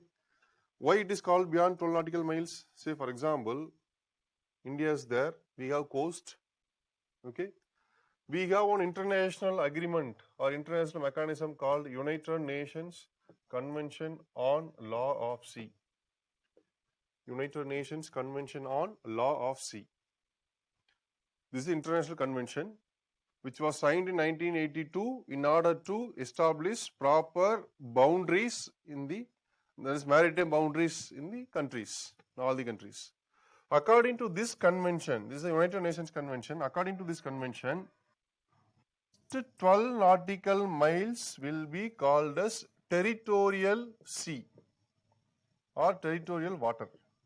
First 12 nautical mile will be called as territorial sea or territorial water. Okay. The next 12 nautical miles will be called as contiguous zone. Next 12 nautical miles will be called as contiguous zone. Okay. Then from contiguous zone, next 176 nautical miles are called as exclusive economic zone. So, according to this UNCLOS, up to first 12 nautical mile, it is called territorial sea. Why it is called territorial sea means this part is, this first 12 nautical miles will be considered as integral part of this country. Okay, the country, the respective country can claim their territorial rights up to 12 nautical miles. Up to 12 nautical miles. This is called territorial sea. So beyond this, it is common for all. It is common for all. Particularly exclusive economic zone and high seas are common for all. No one can control this. So that is the reason this seabed treaty is saying that it aimed at complete demilitarization of high seas beyond 12 nautical mile. Because up to 12 nautical mile, the respective country will take care. Only after 12 nautical mile, it will be regulated. Okay. So this is called seabed treaty. So with this, we will stop. Okay. So in the next session, we will discuss about environmental organizations. So in the next session, what we are going to discuss is, so environmental organizations, environmental problems, what are the major issues, then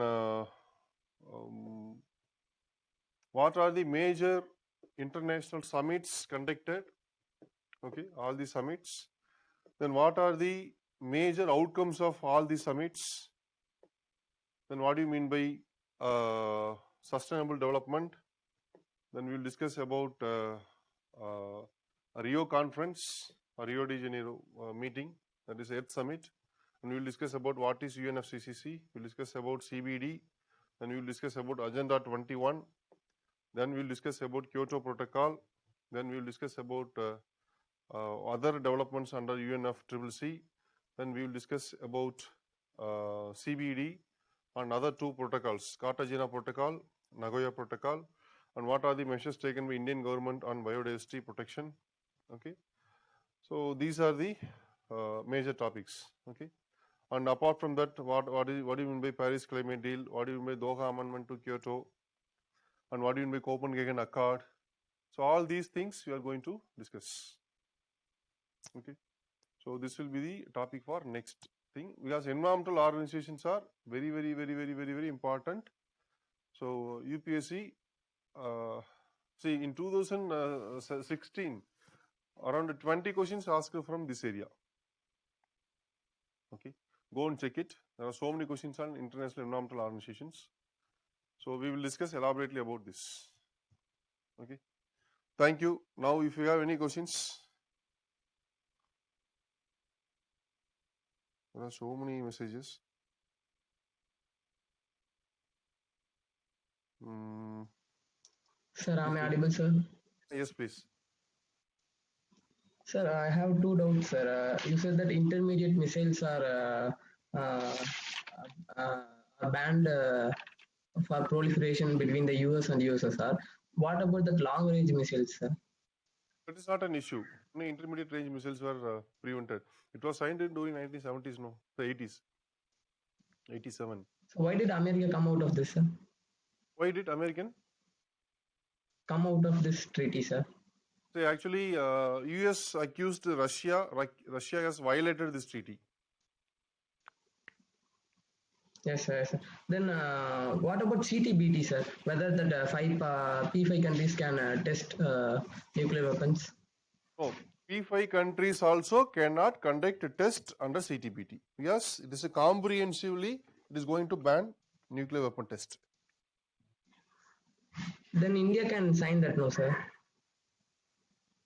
India can sign, but we are not party to NPT. Actually in NPT itself, there is a discrimination. Then if you accept this, then what will happen? We have to stop all our nuclear weapon program, no? Sir, according to that civil nuclear agreement with America, we have committed, no, sir, that we will not conduct any future technology, new future test. This is based on our own convenience. But if any external forces forced us to conduct future test, it is not in our hand. Yes, sir. And one doubt regarding that CTBT and NPT, sir. You said that P5 can test the weapons according to NPT, but according to CTBT, they can't test. These Yes. two are contradicting, right, sir? Yes, it's contradicting. Then how we can call that two treaties are upcoming issues treaties? CTBT. That's the reason not yet materialized. Even though it was signed in 1996, 24 years back, it's not yet materialized because of its own issues. Yes, sir. And regarding that batch timing, sir, I'm applied for 2:30 batch, sir. But since I have college classes, so what to do, sir, when offline classes are there? Is the 2:30 batches available, sir? Mm-hmm. It is For going online classes, whether we are online. having the 2:30 batch. Yes. What? So then I need to shift to online batch 2:30 batch, sir. I have mailed and texted you, Now sir. all But, are online only. Probably for another 2 to 3 months, it will be online only. At the time, we will yes, complete sir. around 60% of portion. So, Yes, sir. My doubt is whether in the online test we have 2:30 batch or not. online, you have 230 batch. I need to shift to that, sir, so that I have mailed, so I didn't get any response, sir. To whom you send mail? Sir, to that Shruti ma'am email ID, sir, and to you in WhatsApp I have texted, sir. So WhatsApp, actually, I told you, no. I received more than 400 messages yesterday. I flooded with messages. So I will check today afternoon. That is my first work. So I will reply to all WhatsApp messages. So I don't know today how many messages I received.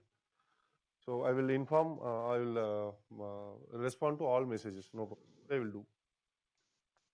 Yes, sir, yes, sir. Thank you, sir. Please do, sir, because I'm confused what to do, sir. Okay, Before no problem. starting. Yeah, we will do. Thank you, sir. Thank you, sir. Thank you so much, sir. Rubes? Hello, good afternoon, sir. Yeah.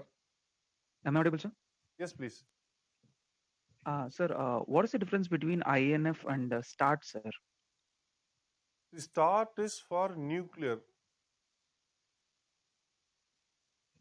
Okay, strategic arms, particularly nuclear arms. INF is for intermediate range missiles which can carry conventional warhead as well as nuclear warhead. But START is for mainly for nuclear. Okay, sir. Another doubt is, sir, in 2019, I don't remember the month. US started its Space Force Department. Is that against the open space? Yes. Actually, US became the first country in the world to have exclusive army like setup for space. Is that violating the open space treaty, sir? Open space treaty, open sky treaty is different. Outer space treaty is different. So outer space treaty, it is saying that celestial bodies should not be contaminated, and celestial bodies should be subjected to territorial claims, and weapons of mass destruction should not be conducted. Okay, and the test should not be conducted. But the force which is established by US government just to protect their space, that's all. So it will not violate. But Then if you it said that violates, equatorial countries had some, I don't see, know, I there is didn't a remember very, the name. how can you say like, say for example, if you say like above your home, no one should come means how it is possible? Uh, it is same as the US is managing the space above its territories. No, no. Now The actually, Space Force Department. space, there are space forces for in case of any threat to their space, then they will react. Otherwise, not an issue. Okay, sir. One last doubt, sir. It is not doubt. I just want to make clarification Yes, on please. my mains. What can be done to avoid the failure of all international organizations, sir? Many countries ratify the See, not treaties and then they uh, are coming out of it. see. Problem is almost before 6, 7 years back, these kind of things are not happening. So completely it is new. Not only in India. Say for example, if you take small countries like Sri Lanka, if you take uh, from Sri Lanka to US, almost everywhere now there is a feeling of nationalism. Mhm. Key, again they have conflict recently, right? Yes, With the sir. Greeks, and India is having conflict with all its neighbors. And if you take Britain again, they had a conflict with the European Union, and they came out because of their nationalist spirit. And US also, they have a spirit of nationalism now than ever. And next one, Brazil also having same thing. Russians also having same thing. France also, they have a kind of nationalism spirit right now. So now almost all countries, all the major countries, and even smaller countries also, we have spirit of nationalism. This is not at all good for world peace, because the same feeling emerged during early 20th century, that is 1910, 1915 and all. That was the major reason for First World War, only because of nationalism. Okay. Okay, sir. So now this is happening everywhere. Because of that, say just for political purpose, okay, in the name of nationalism, say for example, US president he will say that this agreement is affecting US sovereignty, okay, and this agreement, this organization is affecting US sovereignty. Like that, they are saying and they are coming out. This is happening. Sir, can I take it as furthermore strict implementation in the protocol for coming out of the things may help the international organizations' strength, Yeah. sir? See, that can be done, but even then it will be violated. See, once if you decided to violate, who can who can be stopped? No one can be stopped, right? So everyone will come out. Okay, sir. Okay, sir. I got it. Thank you. Thank you, sir.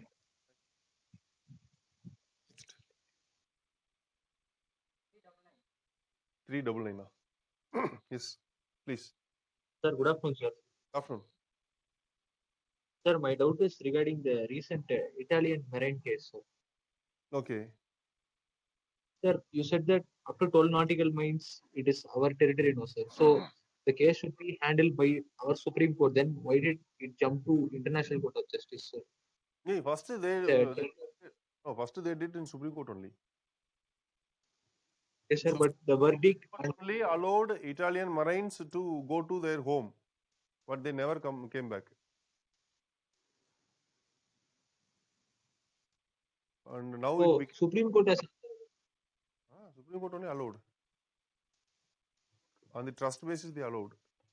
Then they escaped.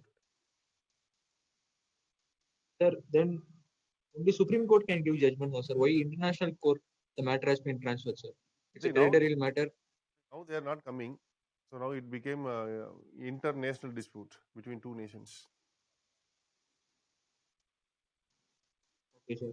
Sir, and my next doubt is how to prepare for international organizations, sir. What type of books should be studied apart from? Don't worry, don't worry. We'll give you material. This week you'll get material. Okay, sir.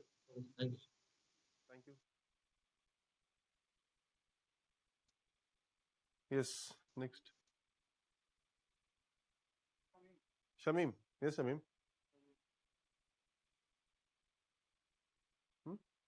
Sorry? Who is next? Shamim? Hello. Yes, Shamim. Hi, sir. Good afternoon. So I have a doubt regarding RCEP, Regional Comprehensive Economic Partnership. Recently, I saw it in why India is not a partner to it. Why? India is not a partner to it. Like India is not a Actually, partner. originally we were a partner of RCEP. Okay, when it was started in 2012. In 2012 ASEAN Summit, it was proposed. So RCEP will consist of 16 nations, and once if it is established, it will be the largest free trade area. Okay, so it was aimed for free trade of both goods as well as services.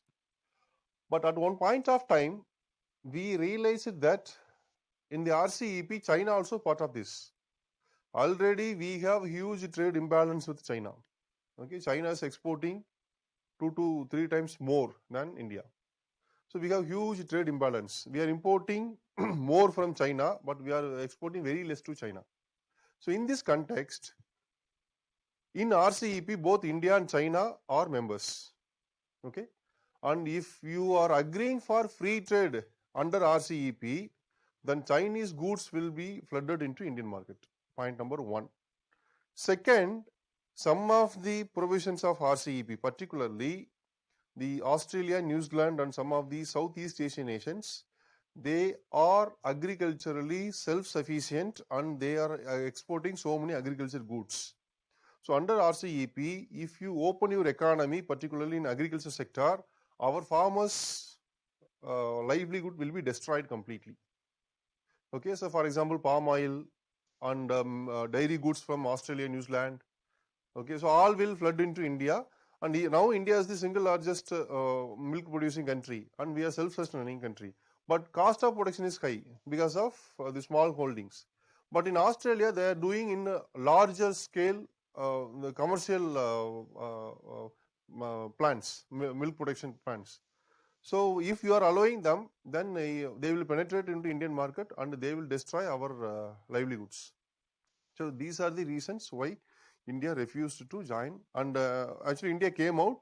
Now actually PJP president is saying that India should join, but actually India should not join. If India joins RCEP, then it will destroy our economy. In new cities, like they are saying, like it will like affect India's aspiration to like attract the foreign direct investments. Like most of the country moving out of China will prefer joining in and starting industries in RCEP only. No. It is not necessary to have to attract investment only through RCEP. See, even before RCEP, we attracted billions of dollars. See, you can establish a separate mechanism for that. Why are you depending on RCEP? Even before RCEP, we attracted billions of dollars investment. No, not only from China, even from Western countries also. So you can do the same thing. Why are you dependent on RCEP? So once RCEP, Okay, sir. rural livelihood will be completely gone. That's all. You cannot save them. Against RCEP, like according to India's interest. See, actually, India is not interested in RCEP because there was a huge protest when there was talks about India is going to join with RCEP. India is going to continue. Okay. Next.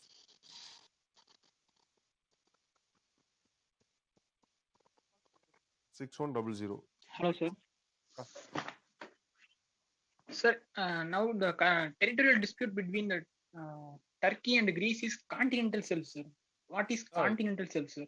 see, According to you in class. continental shelf means there are two things.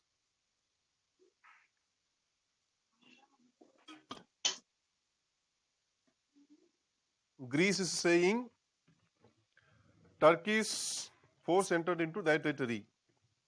Okay, but Turkey is saying Yes, sir. no, it is only continental shelf. Am I correct? Yes, sir. See, for example, if you take the coast, this is land, okay, this is beach, and there will be slanting line, and there will be generally this will be the configuration of coast.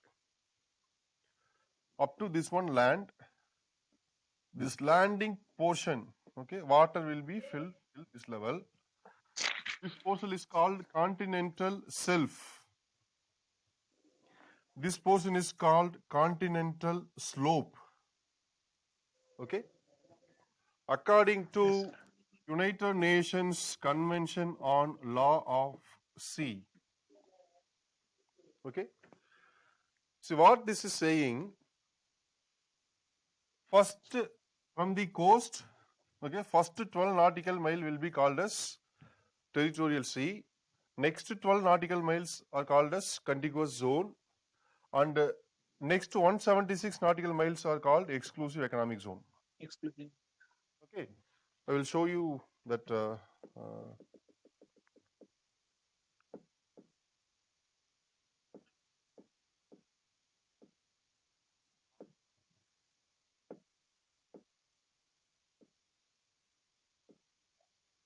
Yeah, this one. I hope this one is visible.